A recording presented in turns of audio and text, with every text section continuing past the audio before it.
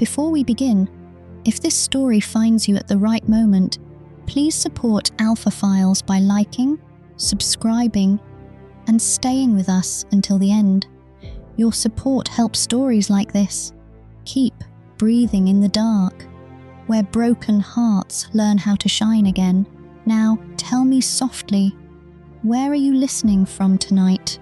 Are you lying in bed with the lights low? Are you working late, pretending the silence does not feel lonely? Are you driving through a city that looks beautiful, only because no one can see what it has taken from you? Wherever you are, this story is for the part of you that once lost something precious to someone who smiled while taking it.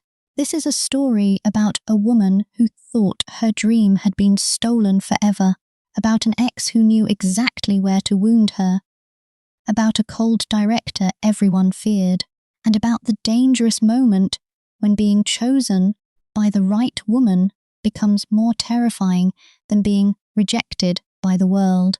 The night Leora Vale lost the role of a lifetime, the rain came down like applause from a cruel audience. It struck the glass walls of the Veyrin Arts Centre in silver streaks, turning the city beyond into a blur of lights, headlights, umbrellas, and rushing strangers who all seemed to know where they were going. Leora stood beneath the overhang outside the stage entrance with her audition shoes in one hand and her phone in the other. The screen had gone dark. She still stared at it, not because she expected it to change, because the words were burned behind her eyes anyway. "Thank you for your time, Miss Vale. After careful consideration, the production team has decided to move forward with another actress for the role of Elian Marrow. We wish you success in your future endeavours." Another actress. The words were polite enough to sound clean. They did not say Cassia Reed. They did not say your ex-girlfriend. They did not say the woman who had slept beside you for 2 years, studied your insecurities like holy scripture, memorized your dream role line by line because you whispered it in the shower, on the train, in bed at 3 a.m. when you thought love meant being heard.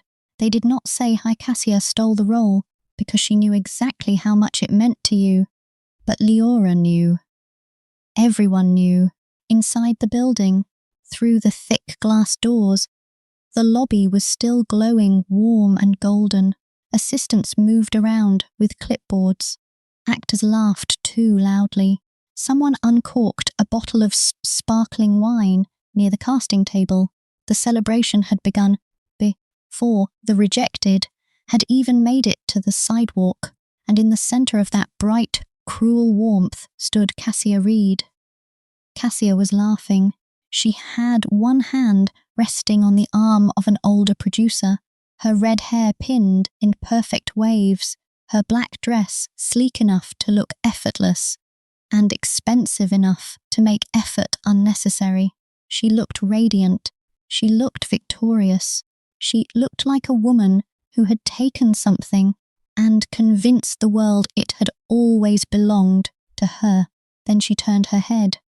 For one sharp second, her eyes met Leora's through the rain-streaked glass. Cassia smiled. Not big, not obvious, just enough. A private little wound. Then she lifted a champagne flute in a tiny toast. Leora's fingers curled around her phone until the edge bit into her palm. She wanted to walk back inside. She wanted to scream. She wanted to ask Cassia how she could do this, how she could send those messages, how she could tell everyone Leora was unstable, how she could leak the old rehearsal video where Leora broke down crying after her father's funeral and then pretend it was from that morning.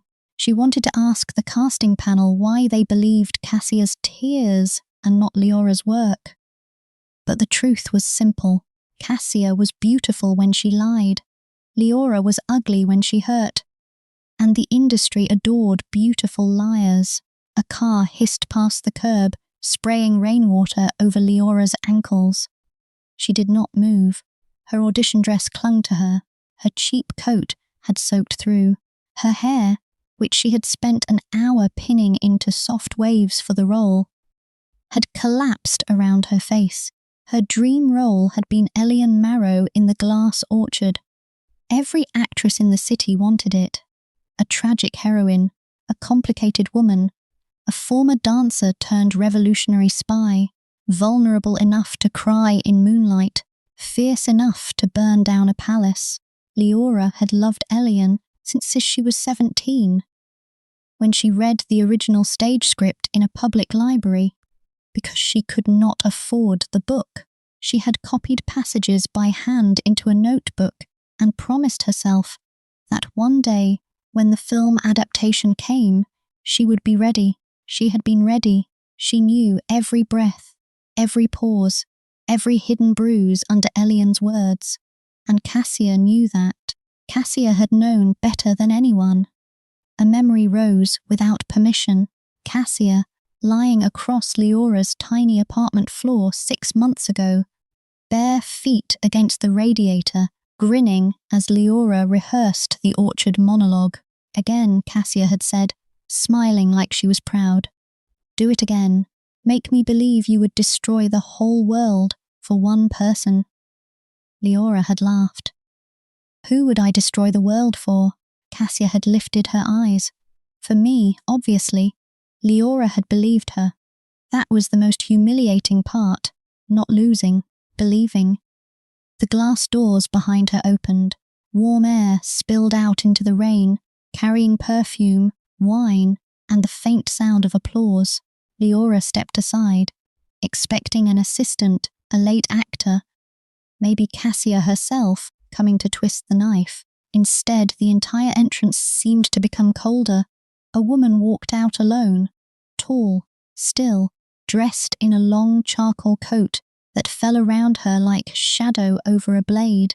Her black hair was cut blunt at her jaw, smooth as ink, with one silver strand near her temple that made her face look even sharper. She wore no jewellery except a thin watch and a ring on her thumb. Her eyes were pale grey, almost colourless under the entrance lights. Seraphine Voss, the director of The Glass Orchard, the woman whose name could make actors stop speaking mid-sentence. The woman the city called the ice director because she never raised her voice, never smiled for cameras, never explained herself twice. She had made 4 films. All of them had won awards. All of them had broken hearts. All of them had made stars out of women who looked like they had been carved from pain. Seraphine Voss did not discover actresses. She exposed them. She looked at Leora for a long moment. Leora straightened instinctively, even soaked and shaking. Miss Vale, Seraphine said. Her voice was quiet, not soft. Quiet the way a locked room is quiet. Leora swallowed. Director Voss, you are still here. I was leaving. No, Seraphine said, eyes moving briefly to Leora's shoes, then to her trembling hand. You were deciding whether to leave as yourself or as the version of you they just created inside that room. Leora looked away. I don't know what that means. Yes, you do. The rain filled the silence between them. Leora hated that Seraphine was seeing her like this, rejected, humiliated, wet as a stray animal. The other actresses would have given anything to be noticed by Seraphine Voss.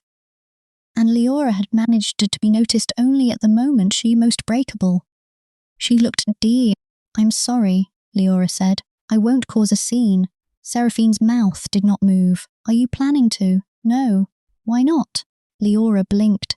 Because it would not change anything. Seraphine studied her. There it was, that unbearable gaze. Not sympathy. Not curiosity. Something worse. Attention. The kind that made every lie fall off your skin. You think she won because she stole your role, Seraphine said. Leora's heart stumbled. She did not say Cassia's name. She did not need to. Leora forced a humorless smile. Didn't she? No, inside the lobby, someone laughed again. Cassia's laugh. Bright and ringing, sharpened by distance. Seraphine glanced toward the glass doors. She won a room, Seraphine said, not a role. Leora looked at her then. What? Seraphine took one step closer, and the space between them seemed to tighten. There is a difference between being selected by a committee and being chosen by a director. Leora could hardly breathe. I was rejected. By them. A car door opened at the curb behind Seraphine. A black vehicle waited, headlights glowing through rain. Seraphine did not turn. Come tomorrow morning at 7, she said. Studio 9, Southgate. No agent, no ex, no excuses. Leora stared. Why? Because I have not finished watching you. The words sank into Leora slowly, too dangerous to understand all at once.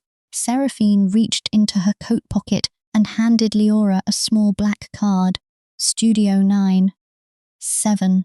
Leora took it with numb fingers. This is not another audition, is it? Seraphine's eyes held hers. No. Then what is it? For the first time, something almost like smile touched the corner of Seraphine's mouth. A correction. Then she walked past Leora into the rain, without opening an umbrella, got into the black car, and disappeared into the city. Leora stood alone beneath the overhang, the card in her hand, turning damp around the edges.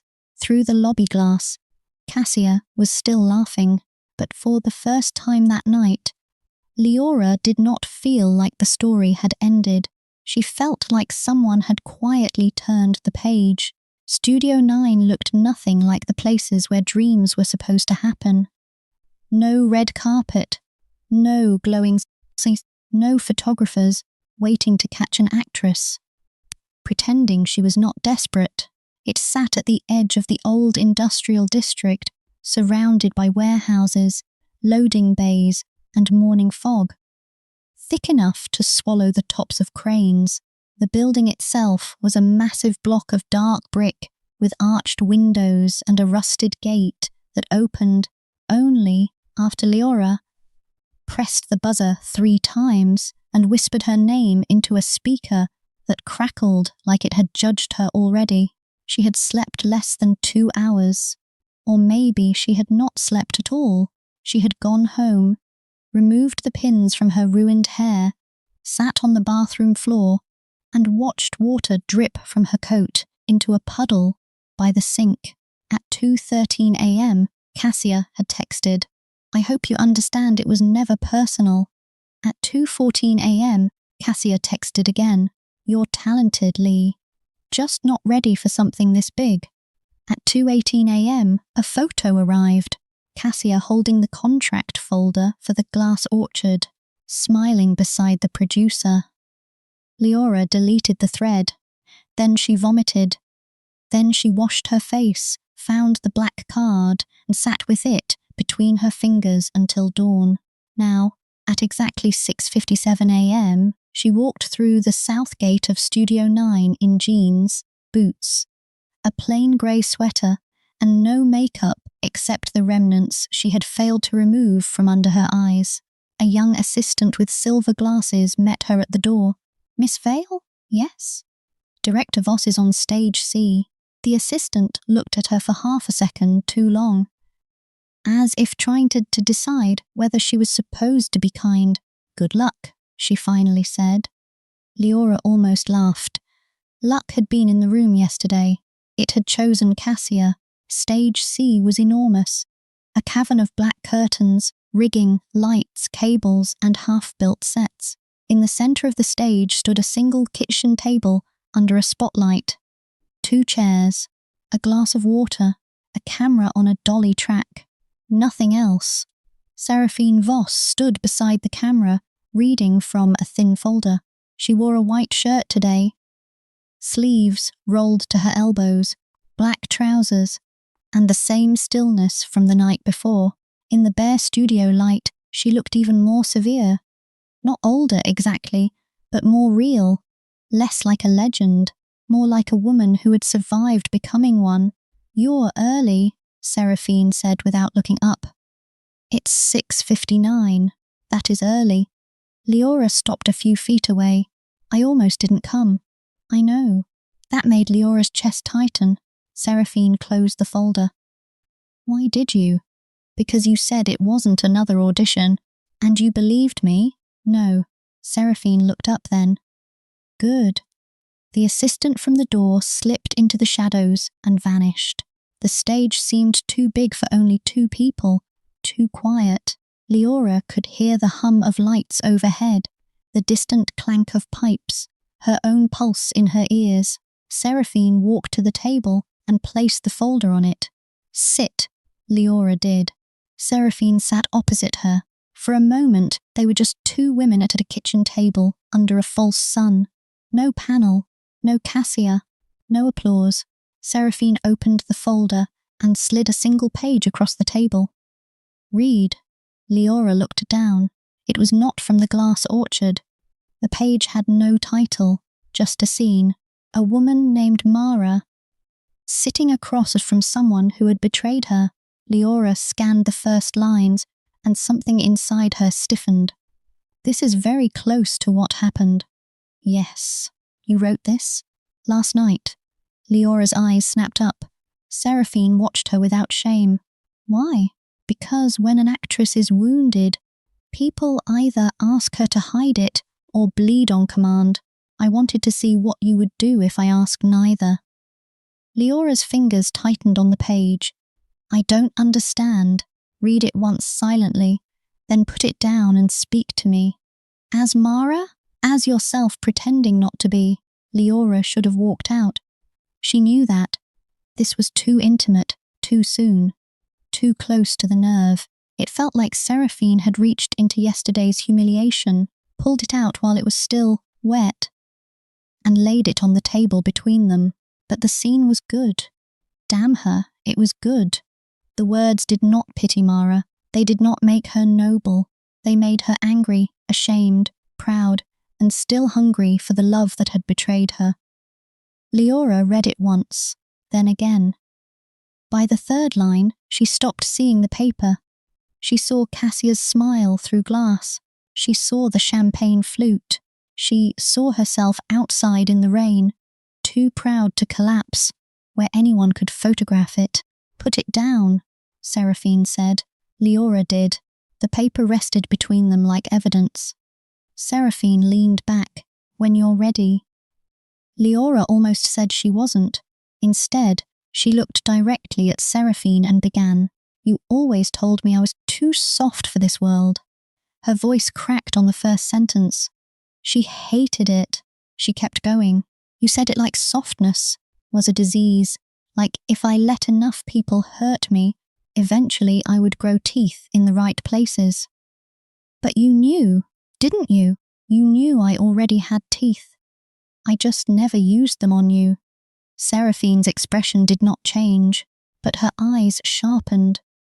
Leora forgot the studio. The words found their way through her, and she let them, not like an audition, not like performance, like confession dressed in someone else's clothes. By the time she reached the final line, her hands were flat on the table.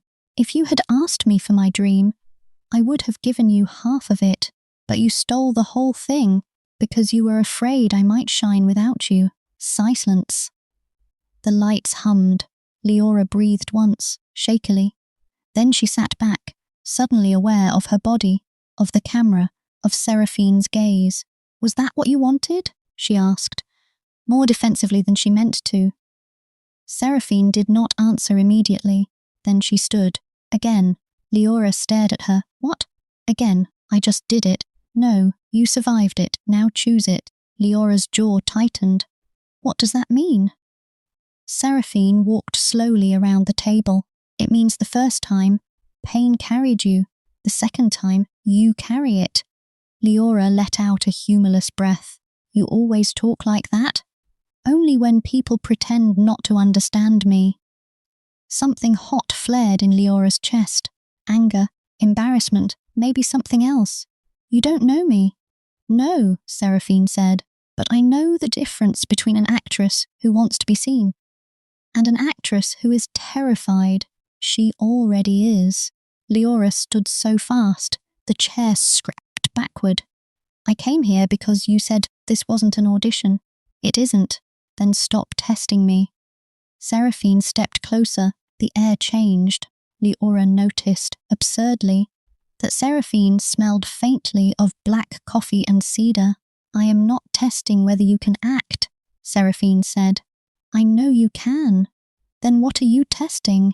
Whether you can stop asking permission to matter. The words hit harder than they should have. Leora looked away first. That seemed to satisfy Seraphine more than if she had cried. Sit down, Seraphine said. Quieter now. I don't want to. Then don't. Seraphine returned to the camera. Leora remained standing. Again, Seraphine said. This time Leora did not sit. She stood at the table and spoke the scene like a woman who was tired of being grateful for crumbs. She did not imagine Cassia this time. She imagined herself, not outside the building, not in the rain, but years before, at 17, sitting in that library with the script of The Glass Orchard open in front of her, promising a version of herself she had not yet become, that one day she would be impossible to ignore. When she finished, the studio was completely silent. Seraphine looked at the assistant in the shadows. Did you get it? The assistant's voice floated back. Yes, director. Leora froze. Get what? Your correction. Seraphine walked to the table, picked up the page, and placed it back into the folder. Leora's mouth went dry. You filmed that? You were aware there was a camera. You didn't say it was recording. Seraphine looked at her. Did you come to be safe, Miss Vale? Leora hated her. For a second, she truly did. Then Seraphine's next words ruined even that certainty. The committee cast Cassia Reed as Elian Marrow yesterday. Seraphine said, I cannot undo that without giving them war before I have proof of what she did. Leora's stomach tightened. Proof? The rehearsal video she circulated was edited. I noticed the audio scene. Leora went still. You knew? I suspected. And you let them choose her anyway? My suspicion was not enough to stop a room full of investors who wanted a safer name and a scandal-free lead. Leora laughed once, sharp and bitter. Scandal-free? That's funny. Yes, Seraphine said. It is. Leora wrapped her arms around herself. So why am I here? Because The Glass Orchard has a second lead. Leora frowned. No, it doesn't. The original play doesn't. My film does. Seraphine opened the folder again and pulled out a thicker packet. Clipped in black. Elian Marrow had a lover in the first draft of the novel. The studio wanted her removed. I refused. They allowed me to keep her if I cast a newcomer, someone they could pay less, pressure more, and blame if the intimacy of the story frightened them. She handed Leora the packet. The character's name is Noah Vey, smuggler, former actress, Elian's mirror, wound and undoing. Leora looked down at the pages. The role had weight, dialogue, presence, not a decorative lover, not a shadow beside the lead. A woman who entered the story like a match in a room full of gas. Leora's fingers trembled. You want me to audition for Noah? No. Then? Seraphine's gaze did not move. I want you to play her. The words did not feel real. They felt like stepping onto a staircase in the dark and finding no floor beneath your foot. Leora shook her head. You can't just give me a role because you feel sorry for me. I don't feel sorry for you. Because Cassia stole from me. That is not why. Because I cried in the rain. Seraphine's eyes cooled. If crying in the rain made actresses interesting, this city would be full of geniuses. Leora almost smiled despite herself. Almost. Then why? Seraphine came closer and stopped on the other side of the table, because yesterday, for 90 seconds, before they destroyed the room, You made everyone forget they were waiting to judge you. Even Cassia stopped breathing. Leora remembered the audition. The first scene had gone well. More than well, she had felt it. That rare, terrifying current when the room disappears and something alive steps through you. Then the producer's phone buzzed, then whispers, then the video, then Cassia's face full of false concern. Seraphine continued. Noa Vey cannot be played by someone who wants to be loved by the audience. She must be played by someone who has learned what love costs and still cannot stop wanting it. Leora looked at the script in her hands. And Cassia? What about her? She's playing Elian. Yes, so you want me to act opposite the woman who ruined me. I want you to decide whether she has that much power. The studio seemed to tilt. Leora wanted to say no. Every reasonable part of her screamed no. Working opposite Cassia would be torture. Cassia would smile in rehearsals, whisper in corners, turn every scene into a private battlefield. She would find ways to make Leora look unstable again. She would tell everyone Leora was obsessed, jealous, unable to move on. And maybe people would believe her. People usually did, but the script in Leora's hands felt warm from Seraphine's touch. Noa Vey, a woman written back into a story that tried to erase her, a woman hidden by a committee and restored by a director who did not ask permission. Leora swallowed. If I say yes, Cassia will try to destroy me. Seraphine's answer was immediate. Then do not make it easy. Leora looked up. And you? What do you get out of this? For the first time, Seraphine looked away. It lasted less than a second, but Leora saw it, a crack, a closed door inside the cold woman opening just enough for darkness to breathe. I get my film, Seraphine said. Leora did not believe that was all. She took the script. When do rehearsals start? Seraphine looked back at her. Tomorrow. Of course they do. You'll receive a contract by noon. Read it. Have a lawyer read it. Do not sign anything from emotion. Leora laughed quietly. That's ironic advice from the woman who just offered me a role. After watching me bleed on camera, Seraphine's mouth softened by one almost invisible degree. I said, do not sign from emotion. I did not say emotion is useless. Leora held the script against her chest. Director Voss. Yes? Why are you really doing this? Seraphine turned toward the darkened set beyond the spotlight. Because someone once stole a role from me too. Leora's breath caught. Before she could ask, Seraphine was already walking away. Be here at 6 tomorrow, she said. 7 today. 6 tomorrow. Do you enjoy punishing people? Only when they're late. Then Seraphine disappeared behind the black curtains, leaving Leora alone, under the light, with a script that had not existed in her life an hour ago. For the second time in 24 hours, Leora felt the story turn. But this time, the page was in her hands.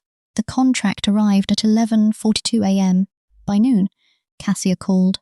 Leora stared at the name flashing across her phone while sitting at her kitchen table with a cup of coffee she had forgotten to drink. Cassia read.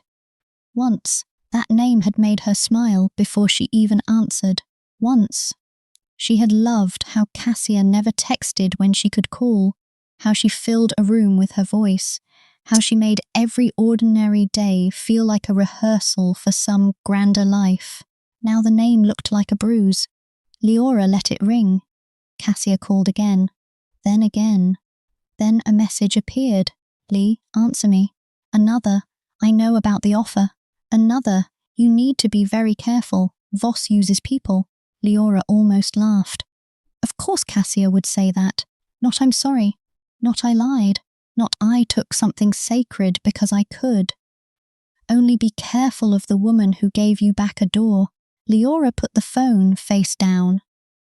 Her apartment was small, the kind of place agents called charming when they meant cheap. One window looked across an alley at another brick wall. Her books were stacked in unstable towers because she could not afford shelves. There was a dent in the radiator from the winter's edition. Cassia had thrown a mug during their last real fight and then cried until Leora apologized for flinching. The space still held Cassia in small, humiliating ways. A green scarf behind the couch, a lipstick stain on a mug, a framed photo face down on the desk, because Leora had not yet found the strength to throw it away. She opened the contract, no avail, supporting lead, 16 weeks of filming, mandatory rehearsals, intimacy coordination, confidentiality clause, publicity obligations, a salary that made her sit back and cover her mouth.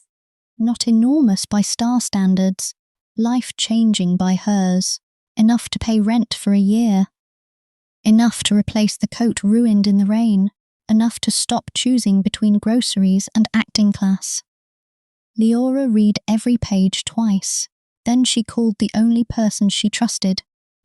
Nima Sai, her old theatre friend, answered on the first ring.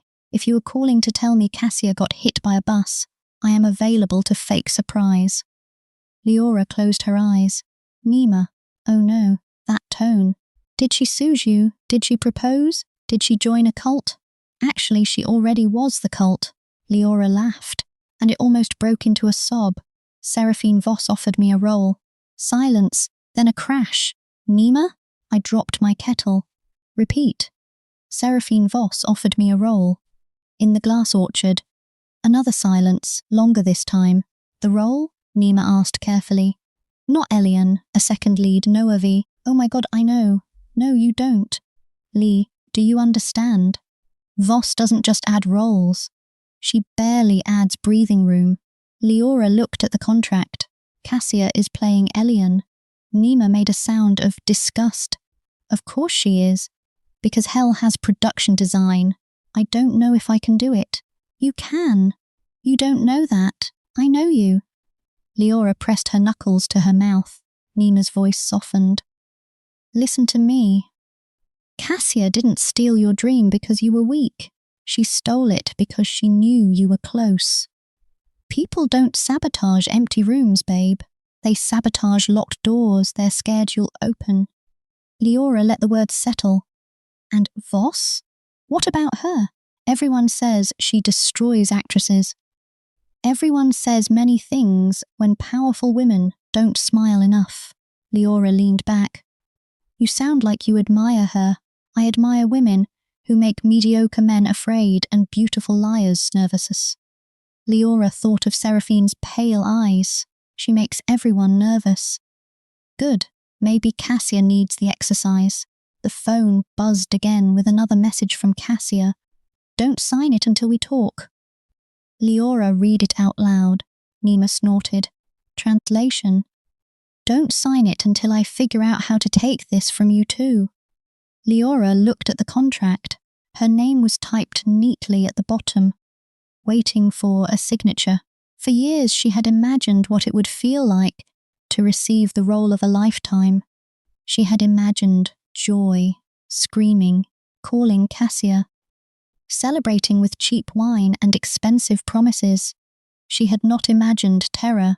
She had not imagined the role arriving through humiliation, carried by the cold hands of a woman who seemed to see too much. Nima, she whispered. Yeah, what if I sign and fail in front of everyone? Then you fail as a woman who got the chance. What if Cassia humiliates me again? Then you learn to humiliate her with excellence. Leora smiled despite herself. That's not very noble. Nobility is for people who can pay rent. After they hung up, Leora sat still for a long time. Then she opened a drawer. At the bottom, beneath old headshots and expired transit cards, was her original handwritten notebook of the glass orchard, the one from the library. The pages were yellowed now, edges soft from years of being touched. On the first page, in 17-year-old Leora's messy handwriting, One sentence stared back at her. One day I will be seen. Leora took out a pen. She signed the contract. Then she blocked Cassia's number. For the first time in months, the apartment felt like hers. The table read was held in a converted ballroom above an old hotel. Because Seraphine Voss apparently believed actors performed better when surrounded by ghosts. The room had high ceilings, faded murals, long windows, and a chandelier with half its crystals missing. Morning light spilled across the polished floor in pale strips. A long table sat in the center, covered in scripts, water glasses, name cards, and the kind of expensive pastries no one touched because everyone wanted to look disciplined. Leora arrived 15 minutes early. Seraphine was already there. Of course, she stood near the windows, speaking with a woman in a navy suit, one hand in her pocket, the other holding a marked script. She looked calm, untouchable, entirely out of place and completely in control of the room. Leora tried not to stare. She failed. Seraphine glanced over as if she had felt it. Their eyes met. No smile, no greeting, just a small nod. Somehow it steadied Leora more than kindness would have. Actors began arriving. Famous faces, theatre legends, supporting players with sharp cheekbones and sharper agents, crew members, producers, the studio's representatives in grey suits who looked as if they had been grown in fluorescent offices. Then the doors opened and Cassia Reed entered like a headline. She wore cream silk, red lipstick, and innocence so polished it might have been professionally lit.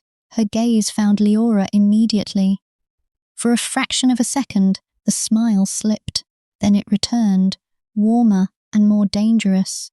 "Leora," Cassia said, crossing the room as if they were dear friends meeting at brunch. "I had no idea you were officially joining us." Several people looked over. Of course they did. Cassia wanted an audience. Leora felt every old reflex rise. Apologize, soften, make the room comfortable. Instead, she held Cassia's gaze. "Now you do." Cassia's smile twitched. "I tried calling, you blocked me." "Yes." A quiet ripple moved through the nearby actors. Cassia laughed lightly. "Well, that's dramatic." "No," Leora said. "It's peaceful." Cassia's eyes cooled. "You always did confuse silence with strength, and you always confused cruelty with talent." The room went still. Leora did not know where the sentence came from. Maybe from Noah. Maybe from the version of herself Seraphine had dragged out under a studio light. Cassia's face changed so quickly most people would have missed it. Leora did not. For 1 second, Cassia looked furious, then wounded, then concerned. That was her favourite order. "Lee," she said softly, reaching for Leora's arm. "I know you're hurt, but doing this here, do not touch her." The voice did not rise. It did not need to. Seraphine stood several feet away, her script closed at her side. Cassia's hand stopped in midair. The entire room became suddenly fascinated by their water glasses. Cassia turned, smile trembling into something respectful. "Director Voss." I know what you were doing." The words were so quiet they felt private and public at once. Cassia lowered her hand. "Of course." Seraphine looked at Leora. "Your seat is beside mine." It was not a question. Leora's pulse jumped. "Beside yours? You are Noah." As if that explained everything. Maybe it did. Leora walked past Cassia and took the chair to Seraphine's right. Her name card sat there. Leora Vale, Noah Vey. Across the table, Cassia's card read Cassia Reed, Elian Marrow. The symmetry was almost too cruel. Seraphine sat. Everyone else followed. The table read began with introductions. Producers spoke.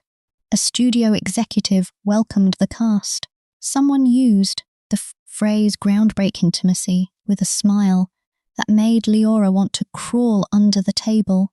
Seraphine listened without expression. When it was her turn, she stood. The room quieted instantly. "The glass orchard is not a romance," she said.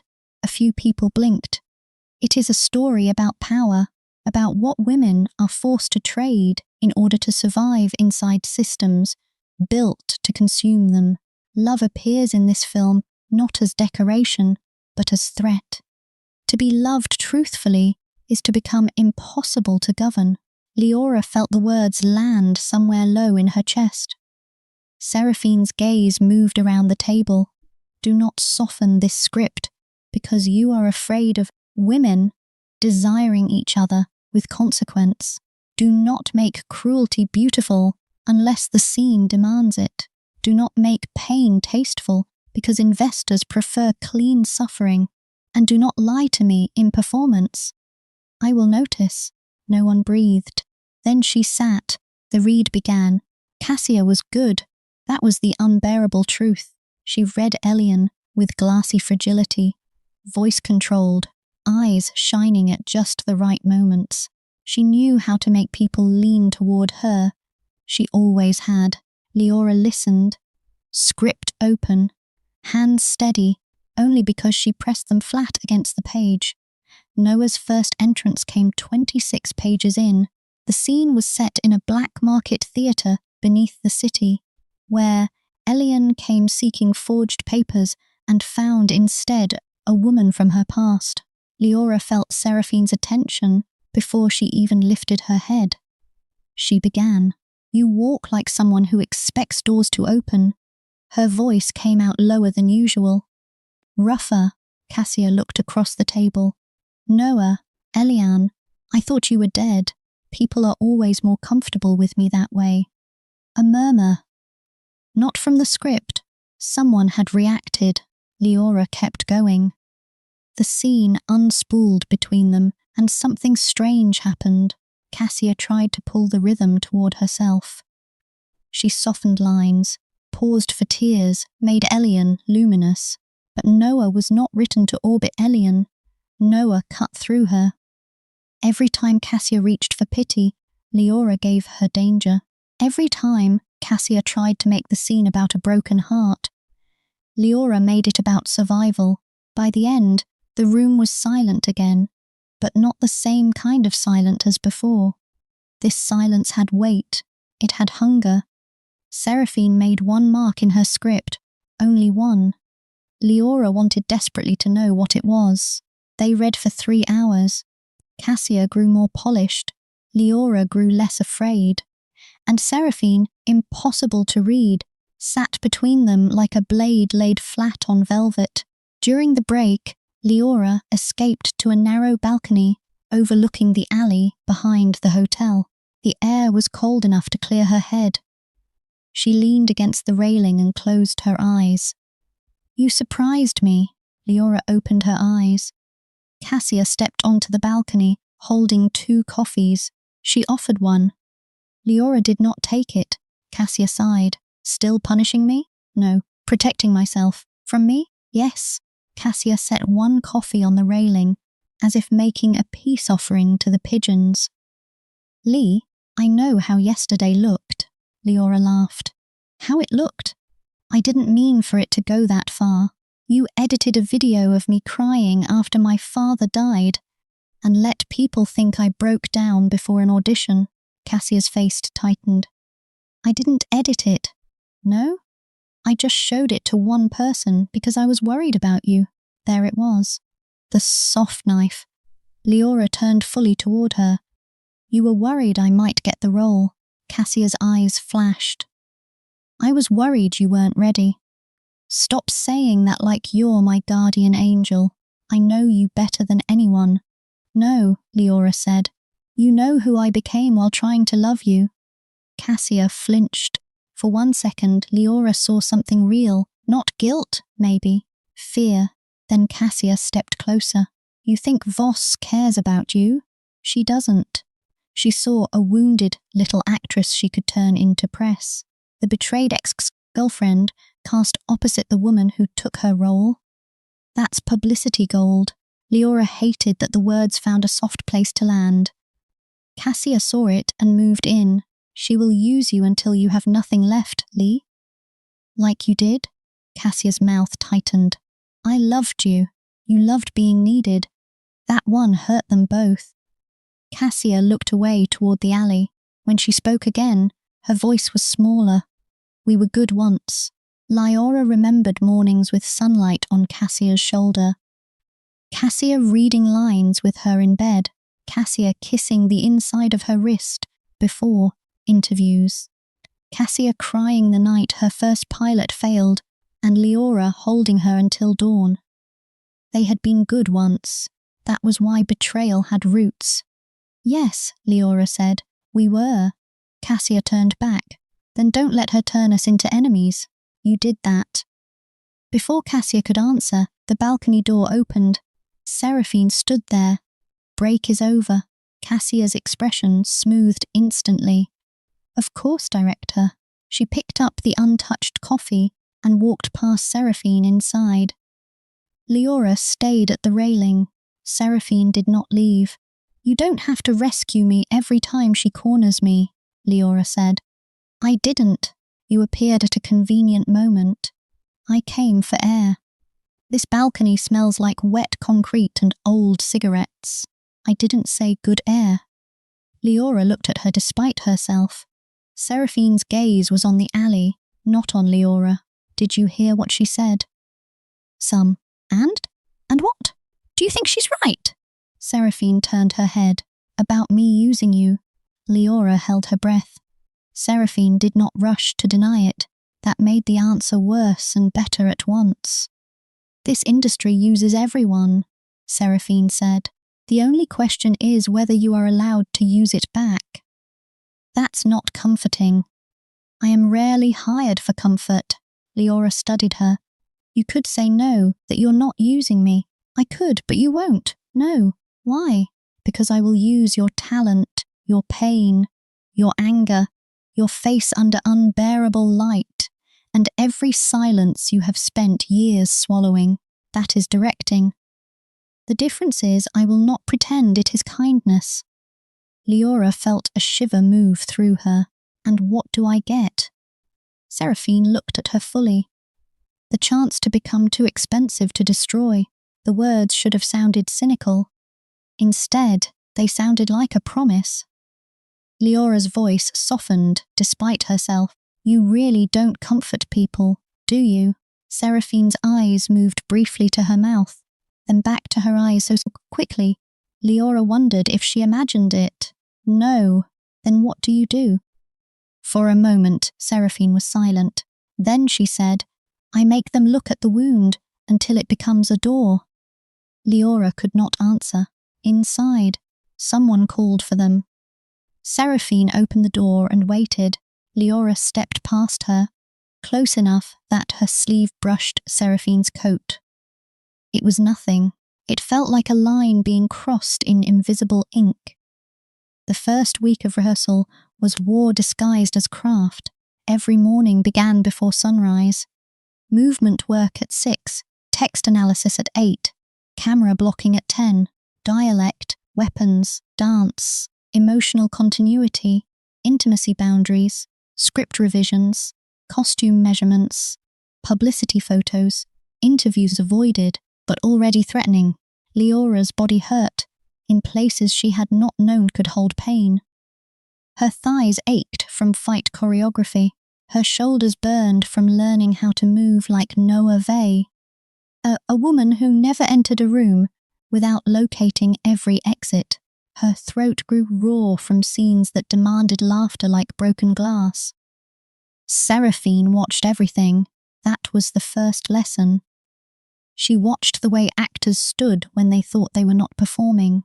She watched the way Cassia adjusted her hair before emotional scenes. She watched Leora's habit of apologizing after taking up space. On the third day, she stopped rehearsal mid-scene. No, everyone froze. Leora lowered the prop knife. What did I do wrong? Seraphine walked toward her. That. The knife? The question. Leora blinked. I asked what I did wrong. Yes, isn't that useful? Not when it is your first instinct. Around them, the crew pretended not to listen. Seraphine took the prop knife from Leora's hand and held it by the blade, offering the handle back. Noah does not assume failure before instruction. I'm not Noah. You are when the camera starts. Leora took the knife. Then what should I ask? Seraphine stepped closer. Ask what the scene needs from you. Leora swallowed. What does the scene need from me? For you to stop making yourself smaller than Cassia. The name landed like a slap. Across the rehearsal room, Cassia stiffened. Seraphine did not look at her. In this scene, Elian has power in title, money and memory. Noah has nothing except the truth. You are playing her like truth is something you must apologize for holding. Leora's face burned. Seraphine lowered her voice, but the room heard anyway. Again, and this time, if you step back before she does, we continue until midnight. Leora looked at Cassia. Cassia gave a tiny smile, almost sweet. Ready? Leora raised the knife. Yes. They began again. The scene was intimate in a cruel way. Noah confronts Elian in a dressing room after years apart. Elian tries to charm her, then shame her, then touch her. Noah refuses to move. Cassia crossed toward Leora, eyes shining. You always loved me most when I was impossible. Leora lifted the knife between them. No. I loved you most when I mistook impossible for wounded. Cassia stepped closer. Leora did not step back. Cassia's gaze flickered. Good, Seraphine said. Not loudly, but Leora heard it like heat. Cassia heard it too. From that moment, rehearsal changed. Cassia began missing cues by half a beat. Not enough to be accused. Enough to throw rhythm. She altered blocking subtly, forcing Leora into bad light. She improvised touches not discussed with the intimacy coordinator. A hand lingering too long at Leora's waist, fingers brushing the back of her neck in ways that made old memories rise like poison. The first time it happened, Leora froze. Seraphine stopped the scene so fast, the room jumped. Cassia turned, all innocence. Yes? That touch was not agreed. I thought it felt natural. Your instincts are not a substitute for consent. The room went very quiet. Cassia flushed. Of course. I'm sorry. Not to me. Cassia looked at Leora. Her apology was perfect. I'm sorry, Leora. Leora wanted to say it was fine. The old sentence stood ready on her tongue. It's fine. It's okay. Don't worry. Seraphine's gaze cut to her. Leora inhaled. Thank you, she said instead. Don't do it again. Cassia's smile thinned. I won't. Seraphine nodded once. Continue. After rehearsal, Leora found herself alone in the costume room, half-dressed in Noah's fitted black coat, staring at herself in a mirror framed by bare bulbs. Noah looked back, sharper, older, less willing to be forgiven into silence. The door opened. Leora expected the wardrobe assistant. Seraphine entered instead. Leora straightened. Director. Seraphine closed the door but did not lock it. The detail mattered. Leora noticed. Seraphine noticed her noticing. Good, Seraphine said. What? You clocked the door. I'm not sure whether to be proud or concerned. Both are useful. Seraphine walked to the rack of costumes and touched the sleeve of Noah's coat. It suits you. Leora looked at the mirror again. It suits her.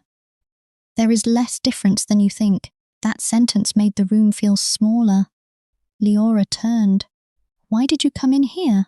To ask whether you want Cassia removed from any intimacy rehearsal that does not require her. Leora's surprise must have shown.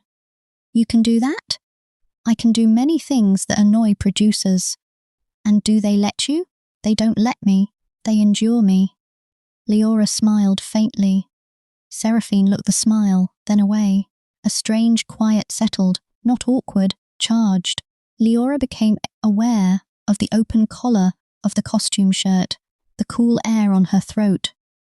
The way Seraphine stood close enough that the mirror held them both in the same frame. "Do you think I'm weak?" Leora asked before she could stop herself. Seraphine's eyes returned to hers in the mirror. "No." "Do you think I was weak for loving her?" "No." "Then what do you think?" Seraphine was silent long enough that Leora wished she had not asked. Then she said, "I think people like Cassia recognize devotion before the devoted, understand it is a form of power.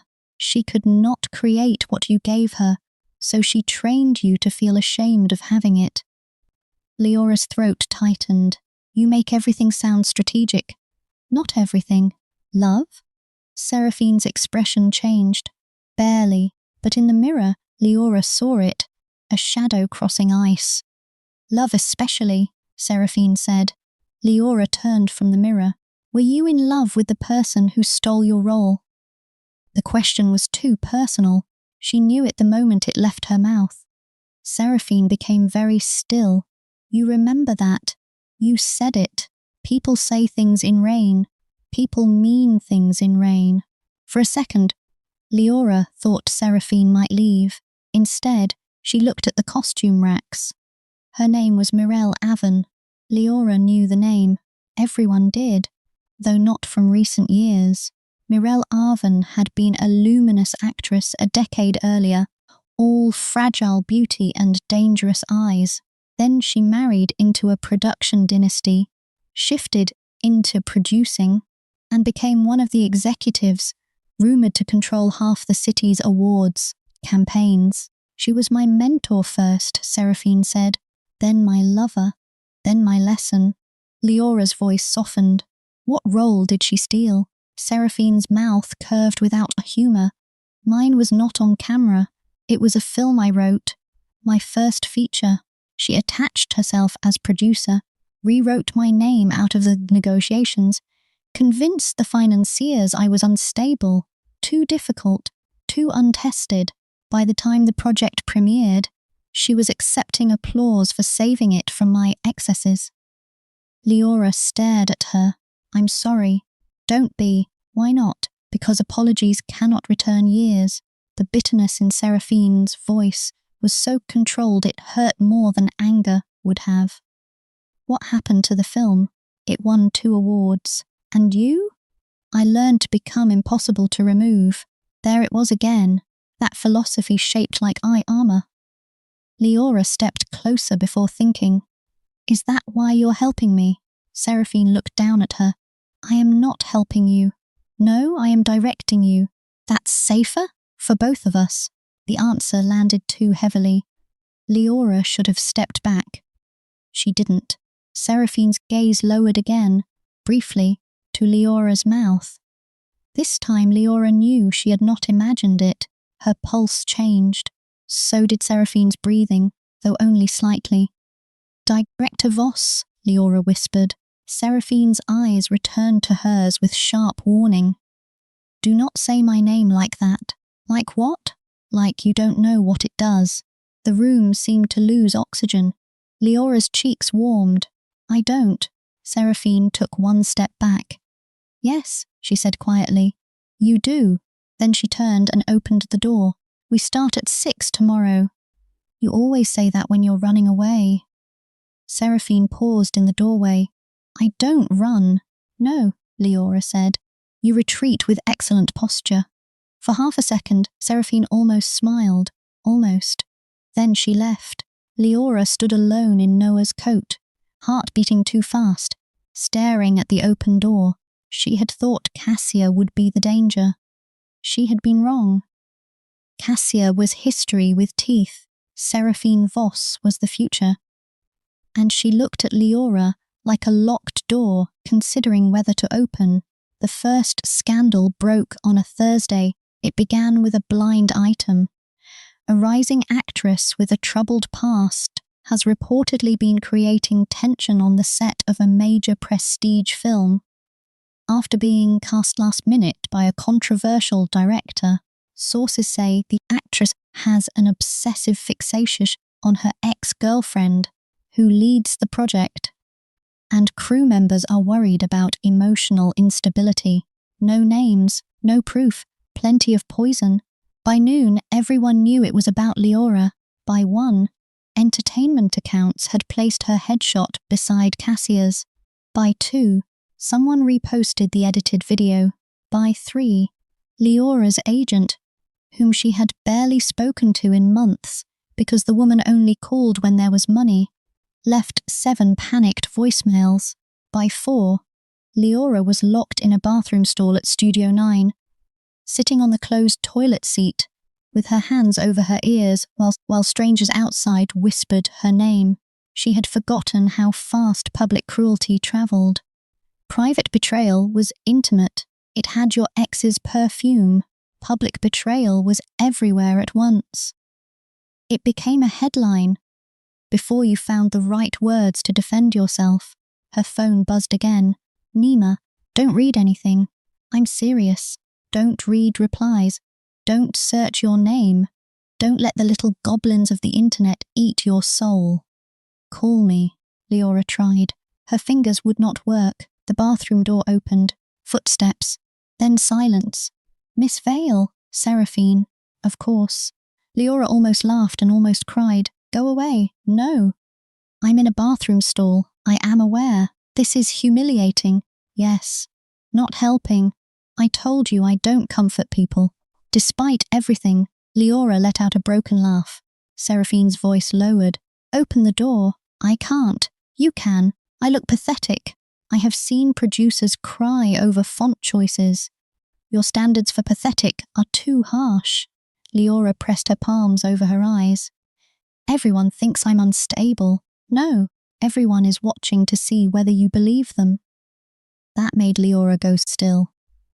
Outside the stall, Seraphine waited, not knocking, not forcing, just there. Leora unlocked the door. Seraphine stood in the empty bathroom, having apparently cleared it without raising her voice. She held Leora's coat over one arm, and her expression was unreadable. But her eyes moved over Leora's face with a precision that felt almost tender, almost. Leora stood, embarrassed by the wetness on her cheeks. I didn't want you to see me like this. Seraphine handed her a clean handkerchief. Why? Because I'm supposed to be becoming too expensive to destroy. Destruction is often noisy before it fails. Leora took the handkerchief. Did Cassia do this? Seraphine's jaw tightened. We don't know. But you think so? I think someone with access to the first video has decided repetition is strategy. That's a yes. That is not legally a yes. Leora wiped her face. What happens now? Now you come with me. Where? Seraphine opened the door. To set. Leora stared. You can't be serious. I am almost always serious. They're all out there. Yes, they've seen everything. Then give them something better to remember. Leora shook her head. I can't film today. You can. No, I can't. Seraphine closed the door again. The click echoed. Then we will stay here until you stop lying. Anger flashed. I am not lying. You are terrified. That is not the same as incapable. Leora looked at her, breathing hard. Why are you pushing me? Because if you hide today, the story becomes that they were right. I am allowed to break. Yes, Seraphine said, but choose where. Choose with whom. Do not give strangers the privilege of naming it. The anger faltered. Leora's eyes burned again. Seraphine stepped closer. Not enough to touch. You have a scene today in which Noah walks into a room that has already decided she is guilty. She says nothing for 23 seconds. Then she laughs. Leora remembered the scene. Noah captured by the palace council. Noah bloodied, accused, cornered. Noah laughing, because she knows their fear is the only proof she needs. Seraphine continued, you can either act it, or you can live it, and allow the camera to witness the difference. Leora whispered. That sounds cruel. Yes, at least you're honest. Cruelty with consent is sometimes craft. Leora looked down at the handkerchief in her fist. And if I say no, then we don't shoot it. The answer came without hesitation. Leora looked up. Really? Yes. What about the schedule? The schedule can suffer. The producers? They already do. A shaky breath left Leora. Seraphine's voice softened by the smallest fraction. But if you say yes, I will not let them look away from you. There it was again. Not comfort. Something more dangerous. Belief without softness. Leora closed her eyes. Cassia had once made her feel safe by making the world smaller. Seraphine made the world enormous, and then placed a weapon in her hand. Leora opened her eyes. Yes. Seraphine nodded. Good. On set, the whispers stopped when Leora entered. That was worse than if they had continued. She could feel Cassia looking at her from near the makeup station. Cassia's face was arranged into concern, but her eyes were bright. Seraphine did not address the gossip. She did not defend Leora. She did not make a speech. She simply walked to the monitor and said, Places. The set was a council chamber of dark wood and tall windows. Extras in ornate costumes lined the walls. Cameras waited. Lights burned. Leora took her mark. In the scene, Noah had been dragged before the council after being accused of seducing Elian into treason. Her hands were bound. Her cheek was bruised. Every powerful person in the room wanted her ashamed. It was too perfect, almost unbearably so. Cassia, as Elian, stood at the far side of the chamber, forbidden to speak. Seraphine's voice came from the monitor. Action. The room turned on Noah. Lines came from all sides. Accusations. Disgust. Threats dressed as justice. Leora stood in the centre and felt the internet outside the walls, the whispers. Cassia's smile behind her hand. Every person who had ever enjoyed watching a woman unravel. For 23 seconds, she said nothing. Her throat tightened. Her eyes burned. She almost broke. Then she thought of the bathroom stall. Choose where? Choose with whom? She lifted her head and laughed. Not loudly, not prettily. A low, disbelieving laugh that began in pain and ended in contempt. The room changed. Even the extras reacted. Cassia missed her cue. Leora turned her bound hands slightly toward the council. You call it corruption because she touched me and remembered she had a body. You call it treason because she looked at me and forgot to obey. But if one woman's mouth against another woman's truth is enough to frighten an empire, then perhaps your empire was always made of paper.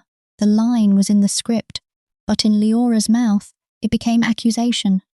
Not to the fictional council, to everyone, to Cassia, to the gossip pages, to the part of herself still asking whether she deserved this much space. When Seraphine called cut, no one moved. Then Seraphine stood from the monitor. Print. One take.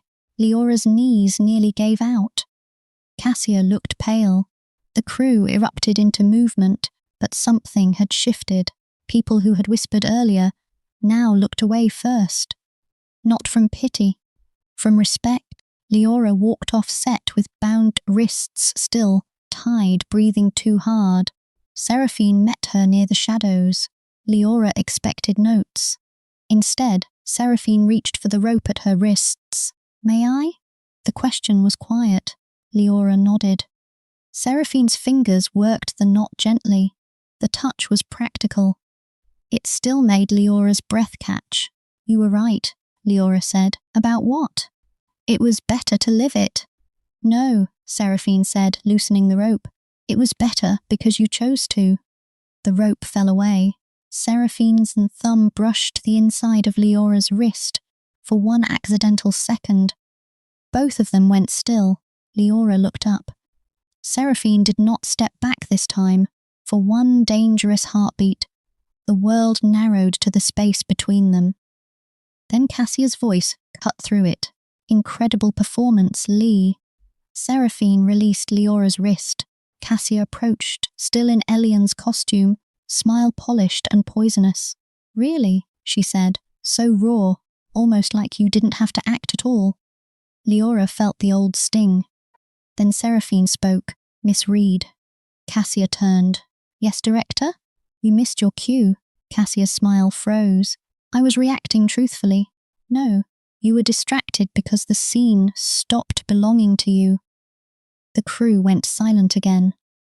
Cassia's face flushed. Seraphine's voice remained calm. "We will reset your coverage. This time, listen." Cassia nodded, jaw tight. "Of course." She walked away. Leora stared at Seraphine. "You didn't have to do that." "Yes, I did. Why?" "Because it was a note." Leora almost laughed. "You are impossible." Seraphine looked at her. "So are you becoming." It should not have sounded romantic. It did. The second scandal did not come from gossip pages. It came from a kiss that had not happened yet. The scene was scheduled for week 4, Noah and Elian, in the abandoned theatre beneath the city. Elian arrives wounded after betraying the council. Noah tends her injuries. They argue. They confess without confessing. Elian says she came because every road away from Noah felt like another prison. Then they kiss. On paper, it was beautiful. In rehearsal, it was a minefield. The intimacy coordinator, Mara June, was careful, precise, and deeply allergic to actor nonsense. She mapped every touch with clinical patience. Hand here, pause, consent line, breath, forehead, kiss, separate. No improvisation, no surprises. Cassia obeyed perfectly while Mara watched. When Mara looked away, Cassia smiled. Not enough for anyone else to catch. Enough for Leora to remember her mouth in other rooms, other years, other versions of herself. Leora hated that memory lived in the body even after trust died. The first rehearsal of the kiss, she turned her face too soon. The second, she stiffened. The third, she forgot the line before it. Seraphine stopped the room. Break. Cassia sighed softly, just loud enough. "It's okay, Lee. Take your time." Leora's cheeks burned. Seraphine looked at Cassia. "Leave the set." Cassia blinked. "Excuse me." "Leave the set. Mara, stay." Cassia's mouth opened, then closed. She glanced around, searching for support and finding only crew members, suddenly fascinated by cables. "Of course," she said. She left. Seraphine turned to Leora. "You too." Leora frowned. "What?" "Not the building. Come." Seraphine led her through the back of the set, past curtains and scaffolds, into a narrow stairwell that smelled of dust and paint. Mara followed but kept several steps behind, professional and silent. They emerged into a rehearsal studio with mirrored walls and no cameras. Seraphine faced Leora. "Tell me what happens in your body before the kiss." Leora's heart thudded. "I don't know. That is rarely true." Leora looked at Mara, then away. "My chest tightens. My throat closes. I feel like I'm waiting for her to do something." "Cassia, yes." Mara nodded gently. "That makes sense." Seraphine's face remained controlled, but something in her eyes darkened. "The kiss can be removed." Leora looked at her. "No." Seraphine did not argue. "Why not?" "Because Noah wouldn't remove it because I'm scared." "No is not real. You are." The sentence landed strangely from a director who demanded truth from fiction like tribute. Leora hugged herself. "I don't want Cassia to take this too." Mara stepped forward. "Then we rebuild the moment without her first." Leora looked at her. "How?" "We separate the physical action from Cassia. You practice the shape with distance. Then with a stand-in if you want. Then with Cassia only when you choose. A stand-in." Mara glanced at Seraphine. "Could be me. Could be another actor. Could be Director Voss. If she consents and keeps appropriate boundaries." The room changed so suddenly Leora could hear the heating pipes. Seraphine's expression did not move. Leora's pulse did. "Mara, apparently immune to tension, continued. This would not be a performance kiss. It would be spatial rehearsal, no mouth contact unless explicitly agreed, which I would not recommend here. We map proximity, breath, eyeline, exit. Leora looked at Seraphine. Seraphine looked back. Too long. Then Seraphine said, "If it helps the actor, yes." The actor, not Leora. Professional distance laid down like a warning line. Mara clapped once. Good. We start with approach only. Seraphine removed her coat and set it over a chair. Without it, she looked less armoured. White shirt, black trousers, sleeves rolled, strong forearms, stillness sharpened by restraint. Leora hated that she noticed. Mara placed them 6 feet apart. Leora, you are Noah. Seraphine, you are not alien emotionally. You are a mark in space. Neutral. Clear. Clear, Seraphine said. Leora almost laughed. A neutral Seraphine Voss seemed impossible. They began. Step in. Stop. Breathe. Eye contact. Step back. Again. At first Leora felt ridiculous. Then she felt safer. Then dangerously she felt present. Seraphine did not invade, did not soften, did not perform desire. She simply allowed Leora to approach and retreat without consequence. It should have made the moment easier. Instead, it made something ache. Again, Mara said. Leora stepped in. This time, she stopped closer. Seraphine's eyes flickered. Just once. Mara noticed. Of course she did. Distance okay? Leora whispered. Yes. Seraphine said. Yes, their faces were inches apart. Not kissing distance. Almost. The kind of distance where the body begins making suggestions the mind has not approved. Mara said, Leora, place your hand where Noah's hand will go. Leora lifted her hand slowly. In the scene, Noah touches Elian's jaw, thumb near the bruise. Here, with Seraphine, Leora stopped before contact. May I? Seraphine's eyes held hers. Yes. Leora touched her jaw lightly. Seraphine's skin was warm. The world became very quiet. Leora had expected Seraphine to feel like marble. She did not. She felt human. Too human. Seraphine's lashes lowered for half a second, and the sight moved through Leora like heat under a door. Mara's voice remained calm. Good. Hold. Breathe, remember, Leora. You choose when to leave. Leora should have stepped back. She did not. Her thumb moved once, barely along Seraphine's jaw. It was not in the choreography. Seraphine caught her wrist. Not hard. Enough. Leora froze. Mara stepped closer. Pause. Check in. Seraphine released her immediately. My apologies, Seraphine said. No, Leora said quickly. I improvised. Mara looked between them. Both of you take 2 steps back. They did. The air felt thin. Mara's tone stayed professional, but her gaze sharpened. This is why we do not use real charge as a shortcut. It creates confusion. We map safety, not chemistry. Leora's face burned. Seraphine looked at the floor. It was the first time Leora had ever seen her look reprimanded. Mara continued. We stop here. Leora, you can return to set after lunch. Will use me for the next rehearsal. Director Voss, a word. Leora escaped before she could do something foolish, like apologize for wanting what she should not want. In the hallway, she leaned against the wall and pressed a hand to her mouth. Not because Seraphine had touched her, because Seraphine had stopped. Because even in that charged, impossible second, the coldest woman in the room had chosen restraint. Cassia had always called restraint distance. Maybe it was, or maybe, in the right hands, restraint was care with its teeth clenched. That afternoon, the kissing scene with Cassia went perfectly. Not because Leora wanted to kiss her, because she finally understood that Noah's desire was not surrender. It was a choice made with eyes open. Cassia leaned in as Elian, trembling beautifully.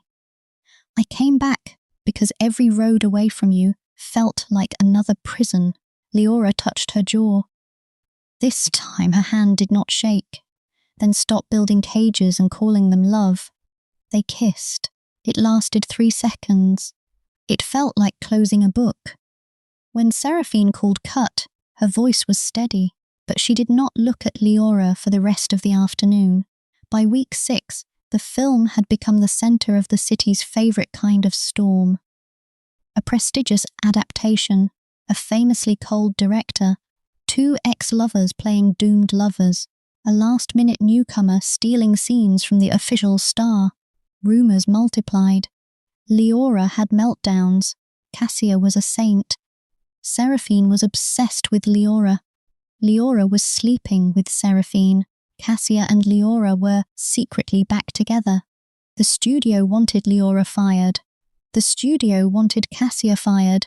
Seraphine had threatened to quit. Seraphine had never wanted Cassia. Seraphine had always wanted Leora. Most of it was nonsense. Some of it was close enough to truth to be dangerous. The producers began visiting set more often. Mirelle Avon arrived on a Tuesday in a white suit and pearls. Leora knew who she was before anyone said her name. Not because of photographs, because Seraphine changed. Not visibly to anyone else, perhaps, but Leora had begun to understand Seraphine's silences, the way one learns a difficult language by listening at doors. When Mirelle entered, Seraphine's stillness became colder, not armor, a wall rebuilt in panic. So quickly it looked like architecture. Mirelle was beautiful in a way that felt expensive and practiced. Golden hair pinned low, soft mouth, eyes the warm brown of polished wood. She greeted producers with kisses, actors with compliments, and Seraphine with a smile that made Leora's stomach tighten.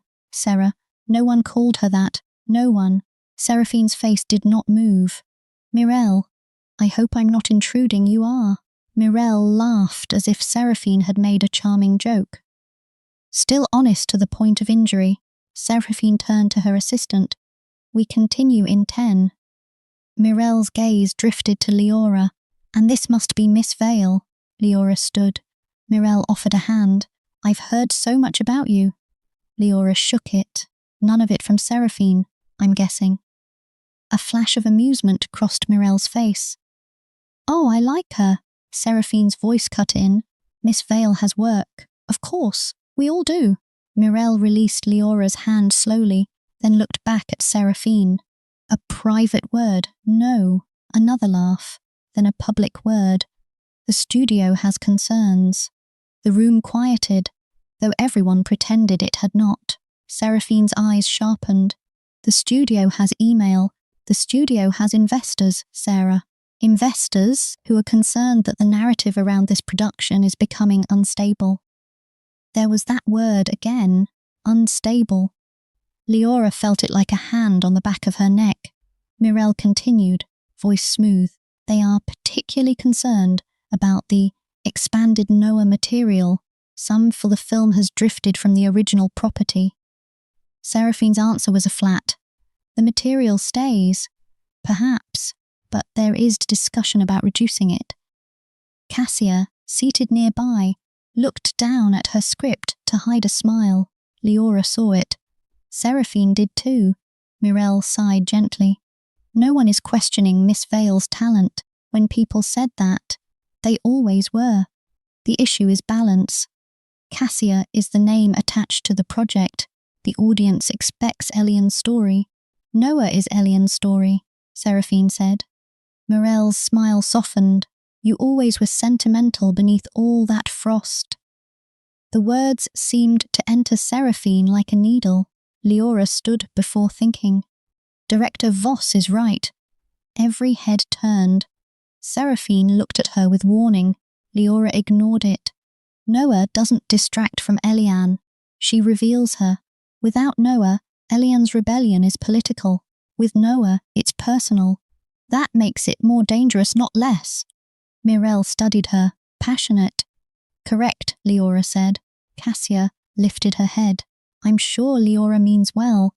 But the original fans loved a censored version, Leora said, turning toward her. The first draft had Noah. Director Voss restored her. If that frightens people, maybe it's because the story finally tells the truth. Cassia's eyes hardened. You've become very confident for someone who wasn't even in the film a month ago. Leora smiled. I had a good director. The room went silent. Seraphine's gaze did not leave Leora's face. Mirelle looked between them. Ah, she said softly. Just that. Ah. Leora immediately realized she had revealed too much. Not a fact, a gravity. Mirelle stepped back with a pleasant smile. Well, I see the set has found its fire. How lovely. Seraphine's voice was ice. We're done here. For now, Mirelle said. She left the room trailing perfume and consequence. Rehearsal resumed, but Seraphine was merciless for the rest of the day. Not cruel. Precise. Too precise. She gave Leora notes, without looking at her longer than necessary. She corrected Cassia with surgical calm. She cut scenes again and again until everyone's nerves were frayed. At wrap, Leora followed Seraphine into the hallway. Director. Seraphine kept walking. Not now. Yes, now. Seraphine stopped so suddenly, Leora nearly ran into her. The hallway was empty except for a distant cleaner pushing a cart. Seraphine turned. Do not challenge studio politics in front of Mirelle Avon again. Leora bristled. I was defending the work. You were exposing yourself. To what? To someone who enjoys finding leverage in sincerity. Leora folded her arms. You mean someone like Cassia? No. Cassia uses knives she can hold. Mirelle uses rooms. That quieted Leora. Seraphine looked tired suddenly. Not physically, exactly. Historically. Leora softened. She hurt you. Seraphine's expression closed. That is not relevant. It looked relevant. You do not know what you saw. I saw you become someone else when she called you Sarah. Seraphine's eyes flashed. Do not. Leora stepped closer. Do not what? Notice? Do not confuse observation with intimacy. The words stung. Leora stepped back. Right, of course. Seraphine's jaw tightened. Miss Vale. No, it's fine. Professional distance. Director and actress. Wound and door. Very clear. She turned to leave. Seraphine caught her wrist. Again. Not hard. But this time, not neutral either. Leora froze. Seraphine released her as if burned. I'm sorry. Leora looked at the place where Seraphine's fingers had been. You keep apologizing for touching me like you don't want to. Seraphine's face changed. Leora wished she could take the words back. She also did not.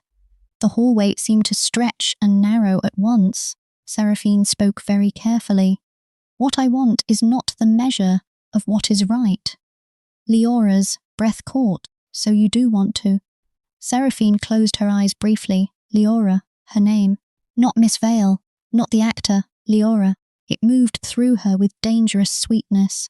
Seraphine opened her eyes. I am your director. I know. You are vulnerable. I know. Cassia hurt you. I know. Then know this too, Seraphine said, voice low. I will not become another woman who mistakes your open heart for permission. The anger left Leora so quickly it almost hurt. For a moment, she could only look at Seraphine, then she whispered, And what if my permission is not the problem? Seraphine's control cracked. Just a little. Enough. Then timing is, she said. Timing, power, fear, history, all the locked doors between them. Leora nodded slowly. Okay. Seraphine looked almost surprised. Okay. I'm not Cassia. I can hear no without turning it into a wound. Seraphine's eyes softened. Barely. But Leora saw. Thank you, Seraphine said. Leora smiled sadly. You're welcome. Director Voss. Then she walked away before wanting became humiliation. Behind her, Seraphine did not call her back. That hurt. It also made Leora trust her more. Cassia changed tactics after Mirelle's visit. She became kind, publicly, painfully. She brought Leora tea on cold shoot nights. She praised her in interviews. She told a magazine that, working opposite an ex required grace, forgiveness, and maturity. The article used a photo of Cassia looking wistful and Leora looking away. The headline read, Cassia Reed opens up about healing on set with former love. Leora threw her phone onto Nima's couch. Former love, she groaned. Nima, lying upside down with a bowl of noodles, said, You sound less like a former love and more like a current hostage. Leora had gone to Nima's apartment after a 14-hour shoot because she could not stand the silence of her own place. Nima lived above a bakery in a chaotic one-bedroom full of plants, costumes, half-painted masks, and emotional support candles. It was the only place in the city where Leora felt allowed to be messy without becoming content. She took the bowl of noodles Nima offered and sat on the floor. She's rewriting everything, Leora said. Now she's the gracious one. I'm the bitter ex who should be grateful she's forgiving me. Nima chewed thoughtfully. Cassia has always been good at stealing the frame. How do I stop her? Stop trying to win the interview version. Win the work. That sounds like something Seraphine would say. Nima pointed a chopstick at her. Interesting that you call her Seraphine now. Leora nearly choked. I don't. You just did. I was quoting you, quoting me, quoting. Babe. Leora shoved noodles into her mouth. Nima sat up, eyes gleaming. Oh no. There is no oh no. There is absolutely an oh no. You have that face. What face? The face of a woman who has developed feelings for someone emotionally unavailable, but aesthetically devastating. Leora groaned. Don't. Is she mean hot or sad hot? Nima. Both. Terrible. Tragic. Premium subscription suffering. Nothing is happening. That does not answer the question. Nothing can happen. Ah, worse. Leora set down the bowl. She's my director. Yes, she knows that. Good. She says timing is the problem. Nima's eyebrows rose. So there was a conversation. A professional one. Did it include the words I want to touch you? Leora covered her face. Nima screamed into a pillow. Quiet, Leora hissed. The plants deserve to know. Leora laughed despite herself, then sank back against the couch. It's not funny. No, Nima said, sobering. It's complicated. It's impossible. Nothing is impossible.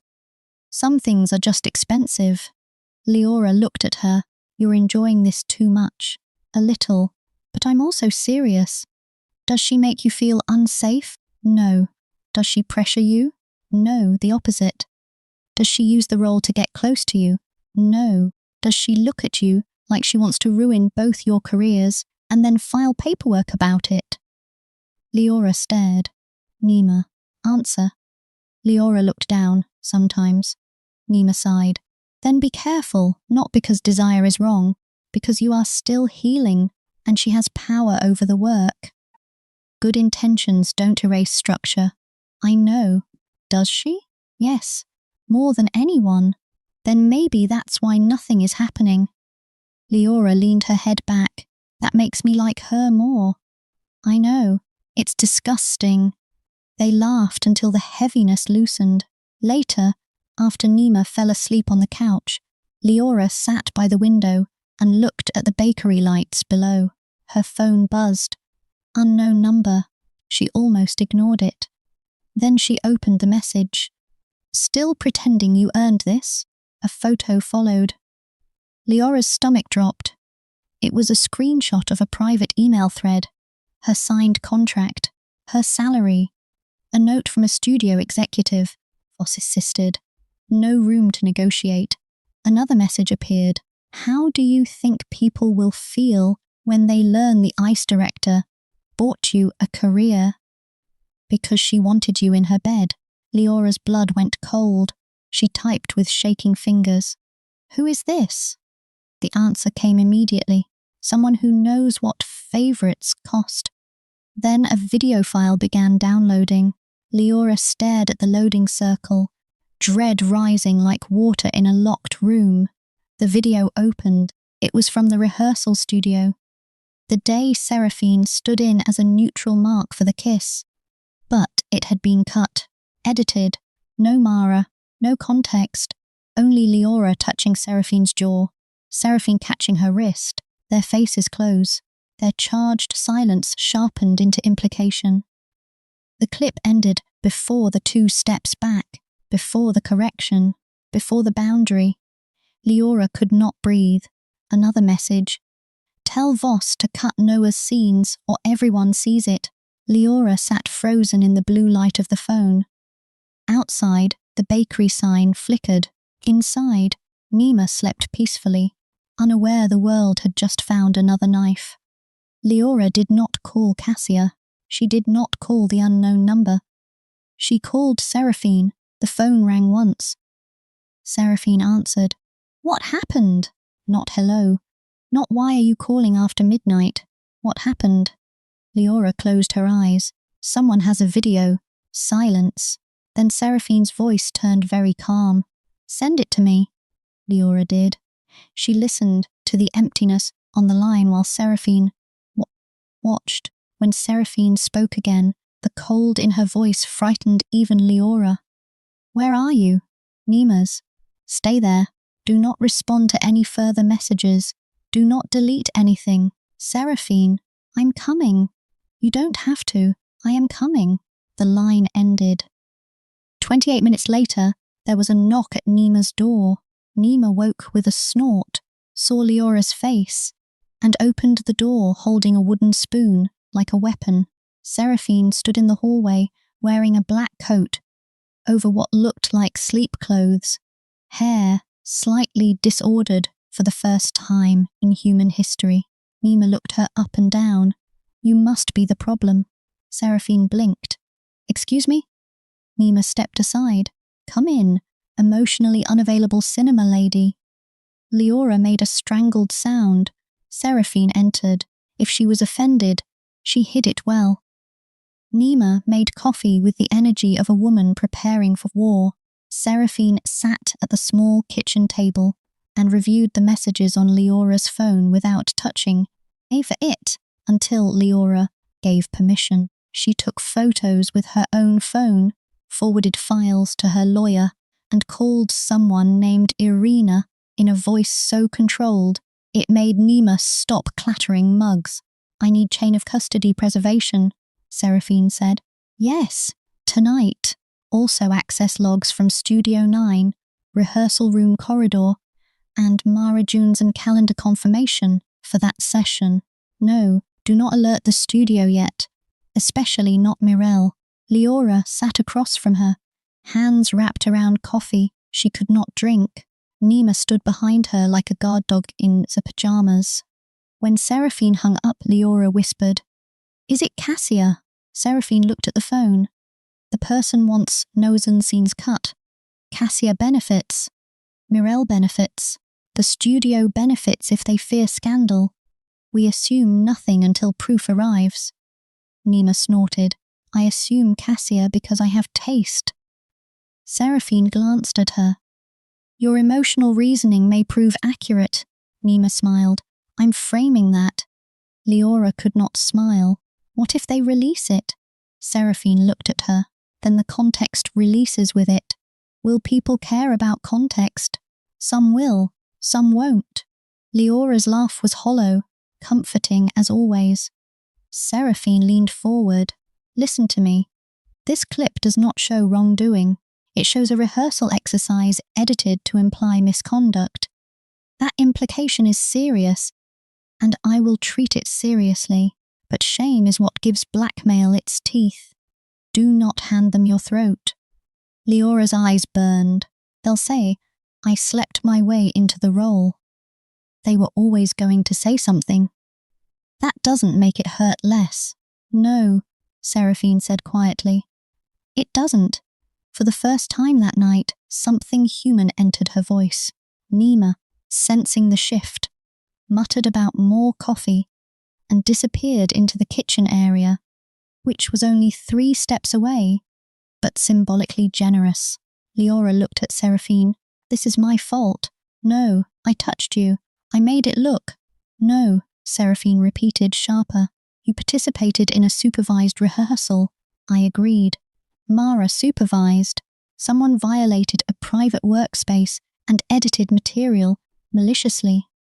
That is the fault. Leora nodded, but guilt did not obey logic.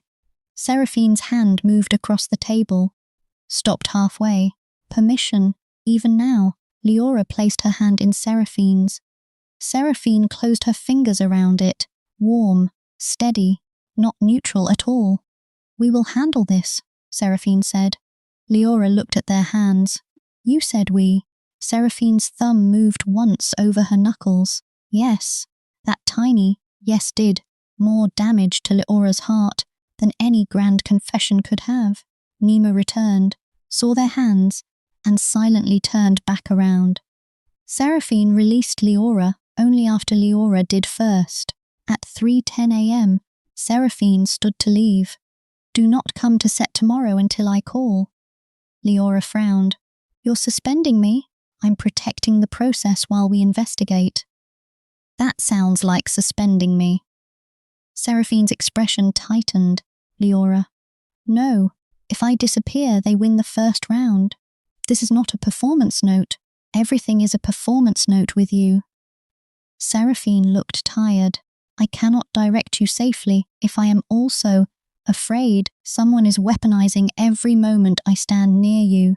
The honesty cut through Leora's frustration. She softened. Are you afraid? Seraphine looked at the door.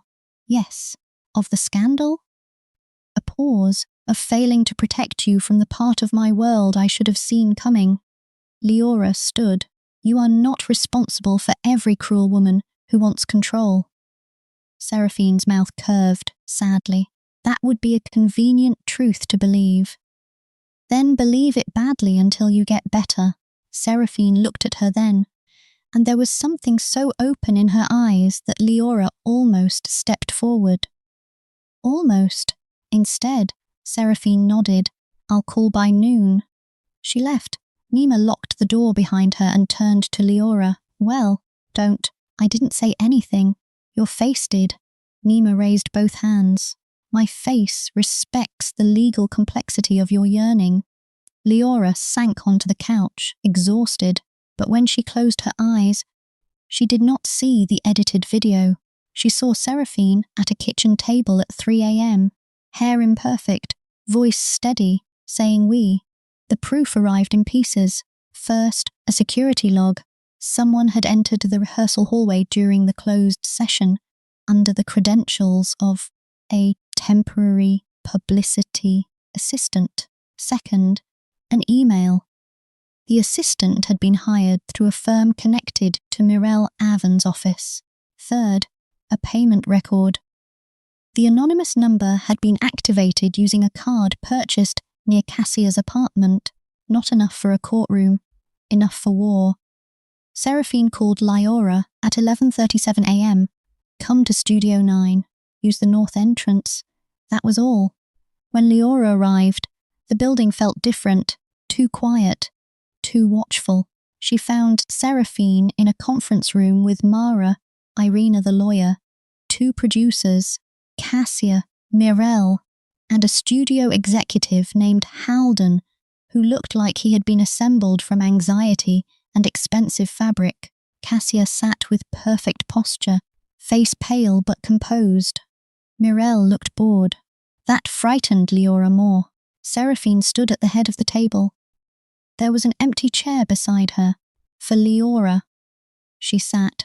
No one spoke for a moment. Then Halden cleared his throat. Miss Vale, we're sorry you've been dragged into this unfortunate situation. Leora looked at Seraphine. Seraphine's expression said nothing. Halden continued. Our primary concern is protecting the film and everyone involved. Given the optics, we believe it may be best to reduce tensions by revisiting the scope of the Noah material. Leora's stomach dropped. There it was. The blackmail had not even needed to be released. Fear had done the work. Seraphine's voice was calm. No, Holden sighed. Seraphine, no. Mirelle leaned back. We understand your attachment to the material, but leadership requires sacrifice. Seraphine looked at her. You would know. The room chilled. Mirelle smiled. Careful, Sarah. Leora felt Seraphine go still beside her. Cassia finally spoke. I just want to say, for the record, none of this is what I wanted. I care about Leora. Whatever happened between us, I would never want her hurt. Leora turned slowly. Cassia's eyes shone. She was performing for the room again. For a moment, Leora felt tired down to the bone. Then she thought of Noah in the council chamber. 23 seconds, then the laugh. Leora laughed, small, disbelieving. Everyone looked at her. Cassia's wounded expression flickered. Lee? Don't call me that. Cassia flinched beautifully. Leora stood. You keep saying you care about me whenever there are witnesses, but care without privacy is just marketing. Cassia's eyes widened. That's unfair. No, what was unfair was you leaking an edited video of me after my father's funeral. What was unfair was you telling people I was unstable because you were afraid I would get the role. What was unfair was using my grief as your audition strategy. Holden looked alarmed. Miss Vale, these are serious accusations. Yes, Leora said. They are. She turned to Mirelle. And what's unfair is sitting in a room pretending this is about optics when everyone knows it's about control. You don't want Noah reduced because of scandal. You want her reduced because she changes whose story this film belongs to. Mirelle's smile faded by a fraction. Careful, Miss Vale. Leora smiled. Everyone keeps telling me that. Seraphine spoke then. The Noah material stays. Holden rubbed his forehead. We may not have approval for that. Then you don't have a director. The sentence landed like a gunshot. Leora turned. Seraphine's face was calm, too calm. Holden stared. You would walk? Yes. Over a supporting character? Over the spine of my film. Mirelle's voice softened. Sarah, don't be dramatic. Seraphine finally looked at her fully. You built a career calling women dramatic whenever they noticed the knife. Mirelle's eyes hardened. Do you really want to do this in front of everyone? No, Seraphine said. I wanted to do it 10 years ago. Silence. Leora's breath caught.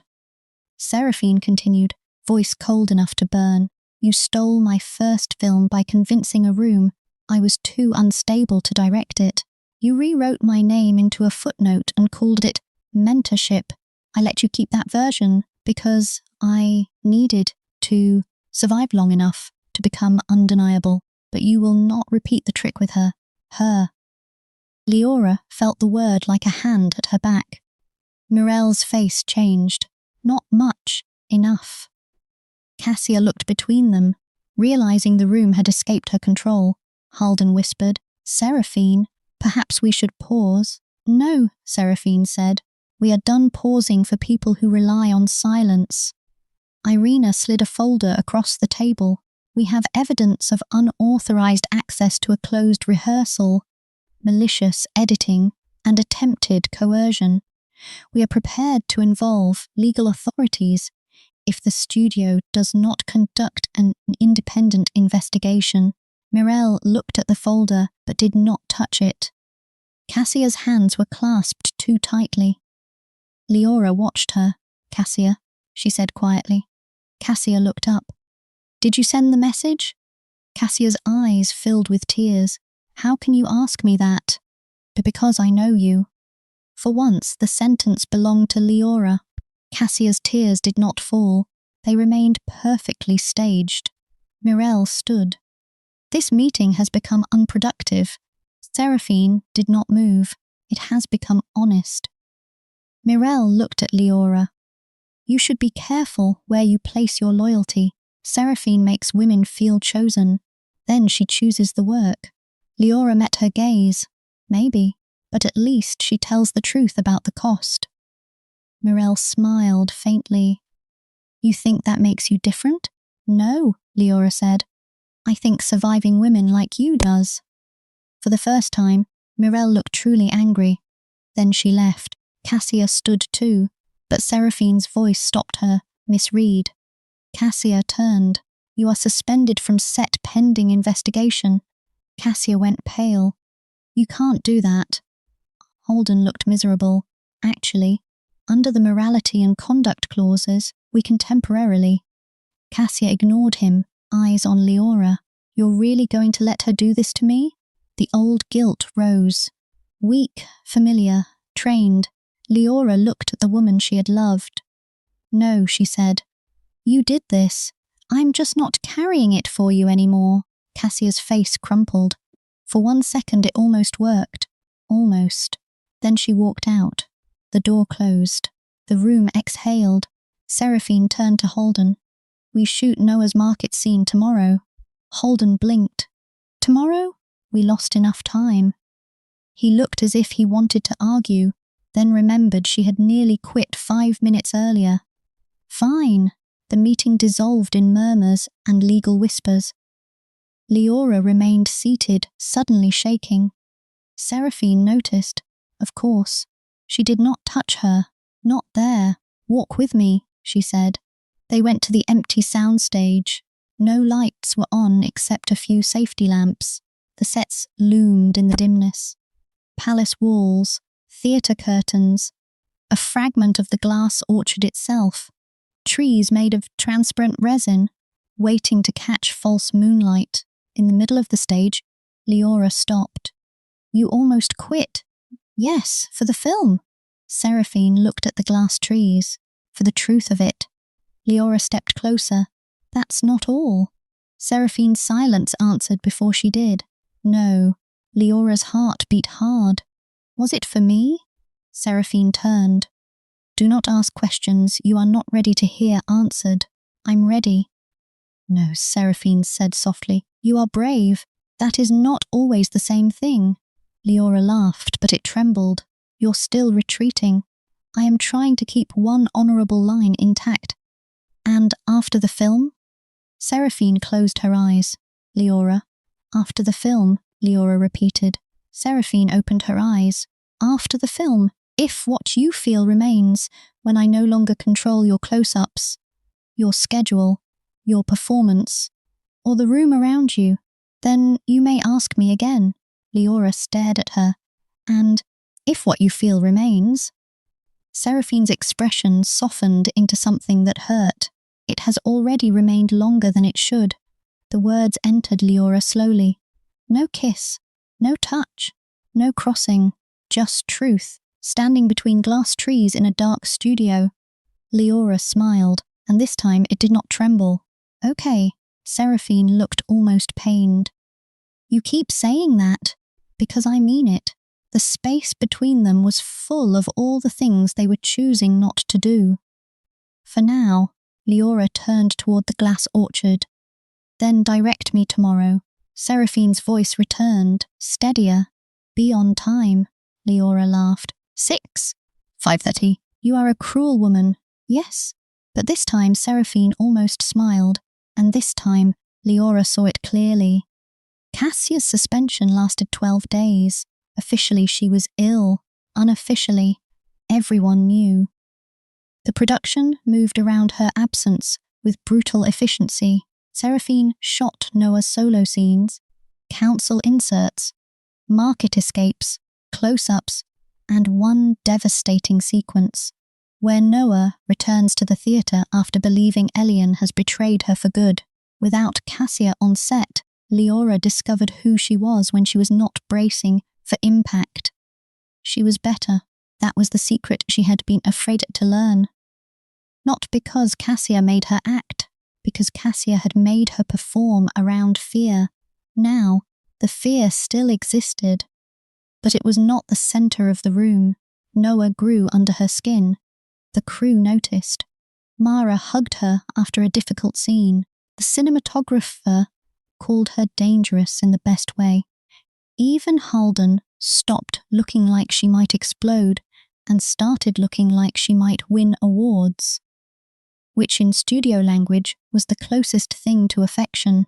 Seraphine gave notes, endless notes, sharper, softer, less grief, more hunger, do not cry yet. Let the audience beg for it. You are playing the wound. Play the scar, again, again, again. And Leora did. At night, she went home exhausted and alive. Sometimes Seraphine called about script changes, only script changes, mostly. Once, at 11:48 p.m., Seraphine called and said, "You dropped your left shoulder in the last take before the line," Leora, half asleep, whispered. "You called me at midnight to insult my shoulder. To correct it. My shoulder is off duty. Your habits are not." Leora smiled into the dark. "Do you ever sleep? Rarely. That's unhealthy. So is acting." A pause.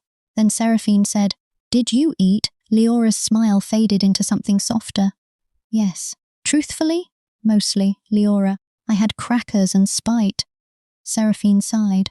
"Order food. Are you directing my dinner? Someone has to." Leora laughed. There were many ways to be cared for. Some people said, "I miss you." Seraphine said, "Order food," and fixed your shoulder at midnight. Leora began to understand the language. Then Cassia returned. She arrived without red lipstick. That was how Leora knew. She was planning a different performance. Her hair was loose, her face pale, her clothes simple. She looked humbled, fragile, repentant. The studio announced she had recovered. Mirelle remained absent, though rumours said her firm was under review. The official investigation had found enough misconduct to remove the temporary assistant, but not enough to publicly accuse Cassia. Not yet. Cassia came to Leora before call time. They were alone near the glass orchard set, where translucent trees caught morning light and scattered it across the floor. "I'm sorry," Cassia said. Leora looked at her. "For what?" Cassia swallowed. "For all of it." The answer was too broad, conveniently broad. Leora waited. Cassia's eyes shone. "I was scared. You were slipping away before we even broke up. You had this light when you talked about Eliane, and I knew if you got that role, you wouldn't need me anymore." Leora felt the words enter old rooms inside her. Cassia continued, "I did terrible things. I know that. But I loved you. I still." "Don't," Cassia stopped. Leora's voice was quiet. "Don't use love now. Not as a bandage. Not as a weapon. Not as proof you were human while hurting me." Cassia's tears fell. Real, maybe. It no longer mattered. "I don't know who I am if I'm not the person people choose," Cassia whispered. For the first time, Leora saw the hollow place beneath Cassia's hunger. It did not excuse anything, but it made her less mythic, less monster, more woman. "That was almost sadder," Leora said. "Then you need to find out without stealing it from someone else." Cassia wiped her cheek. "Do you hate me?" Leora thought about it. The rain, the video, the blocked number, the years. "No," she said, finally. "But I don't trust you, and I don't want you close to my heart ever again." Cassia nodded as if struck. "Does she have it?" Leora did not pretend not to understand. "Seraphine?" Cassia flinched at the name. Leora looked toward the stage where crew members were setting lights. "No," she said softly. "I have it. That's the difference." Cassia cried harder then. Leora did not hold her. That was how she knew she had changed. The final week of filming arrived like a storm. Everyone had been walking toward for months. The last scene to shoot was Noah and Eliane in the glassat orchard. In the story, the palace is burning. The revolution has begun. Eliane has chosen the people over the crown, but too late to save what she and Noah might have been. Noah is wounded. Eliane begs her to run. Noah refuses, not because she wants to die, but because she has finally stopped following women into cages and calling it devotion. It was not a death scene. Seraphine had rewritten it. In her version, Noah survives. Barely. But she leaves Elian. The love remains. So does the boundary. Cassia hated the rewrite. She argued that audiences wanted catharsis, reunion, a kiss under fire. Seraphine said no. Cassia said it made Elian look selfish. Seraphine said Elian was selfish. Cassia said it punished love. Leora, standing nearby in bloodied costume, said, no, it frees it from ownership. Cassia did not argue after that. The set was breathtaking. Hundreds of glass trees under blue-black light, branches trembling with artificial rain, smoke drifted low across the floor. The palace fire flickered in orange reflections behind them. Everything looked like a dream breaking beautifully. Leora stood on her mark, soaked and shivering, Noah's coat torn at the shoulder. Cassia stood opposite, crown gone, hair wet, face streaked with ash. Beyond the cameras, Seraphine watched from the monitor. This was the scene that would define the film. Everyone knew it. Mara checked the final touch boundaries. No kiss. Elian holds Noah's hand. Noah removes it. Forehead almost touches, but Noah steps away. Cassia listened quietly. Leora watched her. Something had shifted between them. Not forgiveness. Not friendship. A ceasefire built on the fact that Leora no longer needed Cassia to understand the damage in order to heal from it. Seraphine's voice came through the rain. Action. Elian stumbled toward Noah. Come with me. Noah laughed weakly. You always did make escape sound like a room with your name on the door. The rain struck Leora's face. Her body shook from cold and performance and months of becoming. Cassia reached for her. Noah, please. Leora let her hand be taken. Cassia's fingers were familiar. Once, they would have undone her. Now they were only fingers. Noah looked at Elian with love so tired it had finally become honest. I would have burned every map for you. Elian sobbed, then stay. Noah's voice softened. That was the cage, my love. You always thought staying was proof. She removed Elian's hand. Not harshly. Completely. Elian broke. Cassia broke with her. For once, it did not feel like manipulation. It felt like an actress telling the truth, because there was nowhere left to hide. Noah stepped back. The glass trees glittered between them. I am not leaving because I love you less, Leora said. I am leaving because I finally love myself enough to survive you. The words filled the stage. The rain fell. Cassia whispered the last line. Will I ever see you again? Noah smiled. If you learn to look without taking. Then she turned and walked through the burning orchard alone. Seraphine did not call cut immediately. Leora kept walking until the set ended, until the glass trees gave way to black curtains, until she stood in darkness with rainwater dripping from her hair, and her heart pounding so hard it felt like a second body. Then Seraphine's voice came.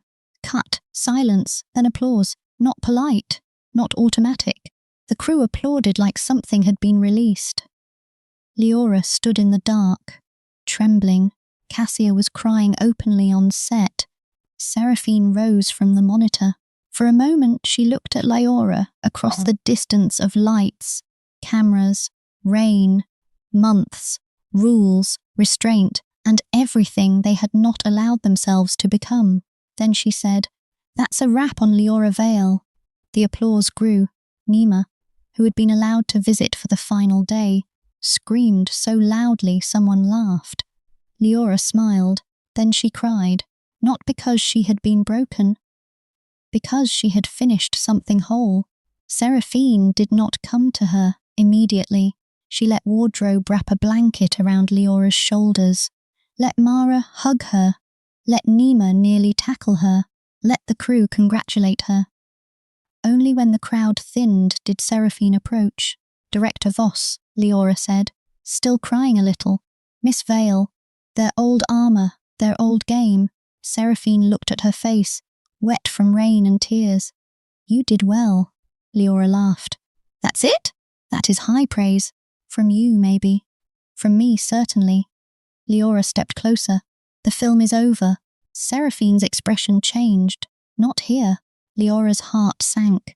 Seraphine saw it and spoke quickly for once. Not because no, because here still belongs to the work. You deserve to ask me somewhere that belongs only to you. Leora's breath caught. Oh. Seraphine's eyes softened. Yes. Nima yelled from across the stage. I can pretend not to see you both if needed. Seraphine closed her eyes. Leora burst out laughing. For the first time, Seraphine Voss smiled. A real smile. Small. Devastating. Gone almost instantly. But Leora saw it. Everyone who mattered saw it. The premiere came 6 months later. By then, the world had changed several times. The investigation had not destroyed Cassia, but it had altered her. The leaked videos, the edited funeral clip, the blackmail attempt, the unauthorized rehearsal recording. Enough evidence surfaced to make denial expensive. Cassia issued a carefully written apology that admitted harm without confessing every detail. People argued. They always did. Some defended her. Some hated her. Some moved on to the next public burning. Cassia withdrew from promotion after the first week. Mirelle Avon lost 2 producing deals and gained 3 sympathetic profiles about powerful women being punished for ambition. Seraphine refused to comment. Leora learned not every villain disappears. Some simply become less able to reach you. The Glass Orchard, once rumoured to be doomed, became the most anticipated film of the year. The trailer ended with Noah's line, "If one woman's mouth against another woman's truth is enough to frighten an empire, then perhaps your empire was always made of paper." The internet devoured it. Noah Vey became a symbol before the film even opened. Leora became a name, not Cassia's ex, not the unstable actress, not the last-minute scandal. Leora Vale, her face, appeared on billboards large enough to make her dizzy. She bought shelves. Then a better coat. Then paid off debts she had stopped admitting existed. Nima cried in a grocery store when she saw Leora on a magazine cover and sent 17 photos from different angles. And Seraphine kept her promise. After filming ended, she stepped back. No calls at midnight. No private dinners disguised as notes. No blurred lines. For 2 months, Leora hated her a little for it. Then she understood. Seraphine was giving her the one thing Cassia never had.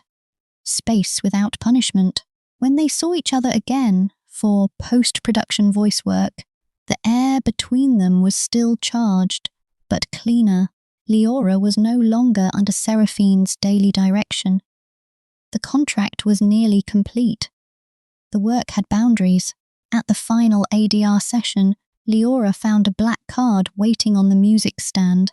No address, just a time, 8 coins, and beneath it, in Seraphine's precise handwriting, "If what you feel remains." Leora smiled so hard the sound engineer asked if she needed a minute. She did. At 8, she arrived at a small closed cinema on the east side of the city. No red carpet, no press, no studio, just Seraphine in the lobby, wearing black, holding 2 paper cups of coffee. "You came," Seraphine said. Leora took 1 cup. "You made it sound like a threat. It was an invitation. Your invitations need warmth. You came anyway." Leora smiled. "Yes." They sat alone in the empty theatre while the first private cut of The Glass Orchard played without sound on the screen. Just light and movement over rows of red seats. For a while, neither spoke. Then Leora said, "It remained." Seraphine's hand tightened around her coffee. Leora continued, "Not because you chose me for the role. Not because you protected me. Not because you looked good in a white shirt. Though that was inconvenient." Seraphine looked at her. Leora's heart beat hard, but she did not look away. It remained because you told me the truth, even when a lie would have made me like you faster. Because you stopped when wanting could have made you careless. Because you taught me to stop asking permission to matter. And then you gave me enough space to find out whether I mattered without you. In the room, Seraphine's face had gone very still. Leora placed her coffee down. So I'm asking again. Seraphine turned fully toward her. And I am answering. Leora stopped breathing. Seraphine's voice was low. It remained. 2 words, months of restraint inside them. Leora laughed softly, almost in disbelief. That's all? No. Seraphine set down her cup. Then she reached across the armrest, slowly enough for Leora to refuse. Leora did not. Seraphine touched her cheek. Not as a direct adjusting a close-up, not as a rehearsal mark, as a woman asking another woman whether the door was open. Leora leaned into her hand. May I kiss you? Seraphine asked. Leora's eyes stung. Yes, the kiss was nothing like the staged ones. It was not dramatic, no rain, no music, no empire burning behind them. It was slow, careful, a little trembling. Seraphine kissed like restraint, finally allowed to become tenderness. Like every line she had refused to cross was still there, not as a wall now, but as proof that she knew how to honor a yes. Leora's hand rose to Seraphine's collar. She felt Seraphine inhale. For once, the cold woman did not hide the effect. When they parted, Seraphine rested her forehead against Leora's. I am not easy to love, she said. Leora smiled. I'm an actress. I've worked with worse material. Seraphine huffed a laugh, a real one. Leora kissed her again for it. Months later, when the Glass Orchard premiered, Leora walked the red carpet alone. Not because there was no one waiting, because she wanted the world to see her first as herself. She wore black velvet and a small silver pin shaped like an orchard branch. Her hair was swept back. Her mouth was red. She looked nothing like the woman who had stood in the rain outside Veyrin Art Center holding broken shoes and a dead phone. Photographers shouted her name. Leora, over here, Miss Vale, who are you wearing? How does it feel to be the breakout star of the year? Breakout star, not stolen role, not ex-girlfriend and scandal. Star. Inside the theatre, the film played to a full house. People laughed when Noah first appeared, not because she was funny, because the audience recognized danger and welcomed it. They held their breath during the kiss. They cried in the glass orchard. At the final line, the theatre was silent. If you learn to look without taking, then darkness, then applause, a standing ovation. Leora sat frozen as the room rose around her. Nima sobbed openly 3 seats away. Cassia, seated farther down the row as part of the cast, stood too. Her face was wet. When Leora glanced at her, Cassia nodded once. Not ownership, not apology. Acknowledgement. Leora nodded back. Then she looked to the aisle. Seraphine stood there, not applauding, because directors rarely knew what to do with their hands when emotion stopped being useful. But her eyes were on Leora, only Leora, and in them was the answer to a question no one else heard. Yes, after the screening, at the after-party, producers crowded Leora with congratulations. Journalists called her performance fearless. Acts she had admired for years touched her arm and said they had been moved. Mirel Avon did not attend. Halden got drunk and told everyone he had always believed in the Noah material, which made Nima laugh so hard she had to leave the room. Cassia approached Leora near the balcony just before midnight. For once, she did not perform softness. She simply looked tired. You were extraordinary, Cassia said. Leora accepted the words carefully. Thank you. I mean it. I know. Cassia looked down. I'm trying to become someone who knows how to look without taking. Leora felt a quiet ache. I hope you do. Cassia smiled sadly. Does she make you happy? Leora looked across the room.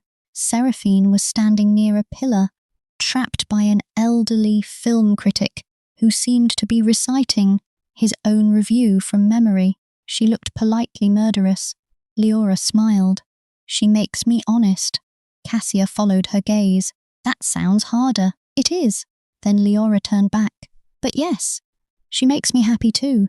Cassia nodded. Goodbye, Lee. Leora did not correct the name this time.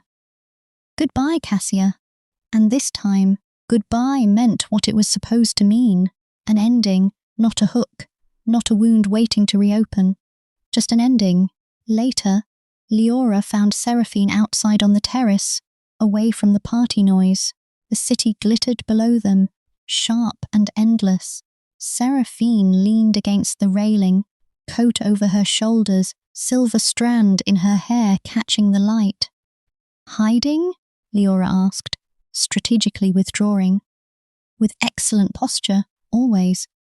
Leora stepped beside her. Seraphine looked at her, and the coldness the world knew was nowhere to be found. Only quiet, only heat banked carefully under years of discipline. You were magnificent tonight, Seraphine said. Leora smiled. That sounded almost emotional. It was. I apologize. Don't you dare. Seraphine's mouth curved. Leora turned toward the city. Do you ever think about what would have happened if you hadn't come outside that night? In the rain? Yes. Seraphine was silent for a while. Then she said, I think you would have found another door. Leora looked at her. You believe that? Yes. Then why did you offer me yours? Seraphine's gaze lowered to Leora's mouth. Not hidden now. Because I am not as noble as you think. Leora laughed softly. No, no. I saw you through the glass and thought, there she is. Leora's breath caught. There who is? Seraphine touched her hand on the railing. The actress I had been waiting to find. The woman Cassia was foolish enough to wound in public. The face of my film. The danger in my quiet life. Leora turned her hand and laced their fingers. That's a lot for a woman crying in the rain. Seraphine looked at her. You were never only that. The words settled into Leora like warmth. For years, she had thought being chosen would heal the wound of being discarded. Cassia had chosen her when she was useful and discarded her when she became a threat. The industry had chosen her when she was marketable and questioned her when she became complicated. But Seraphine had done something stranger. She had chosen her and then taught her not to need choosing as proof of worth. That was the dangerous kind of love, the kind that did not make a cage, the kind that opened every locked room and still asked before entering. Leora leaned closer. Kiss me before Nima comes out here and narrates us. Seraphine glanced toward the doors. She would. She absolutely would. Seraphine kissed her under the city lights. This time, there was applause behind them from the party, distant and unaware. This time, there was no role to steal, no committee to convince, no ex with a knife hidden inside a smile, only Leora Vale, who had lost her dream role and found the role that made her impossible to erase. Only Seraphine Voss, cold to the world because the world had once mistaken her warmth for weakness. Only two women learning, slowly and imperfectly, that love did not have to be a stage where one of them disappeared. And when the city lights shimmered like rain on glass, Leora finally understood the truth of the story. Cassia had stolen her dream role, but she had not stolen her dream. A role could be taken, a room could be poisoned, a name could be dragged through every cruel mouth in the city.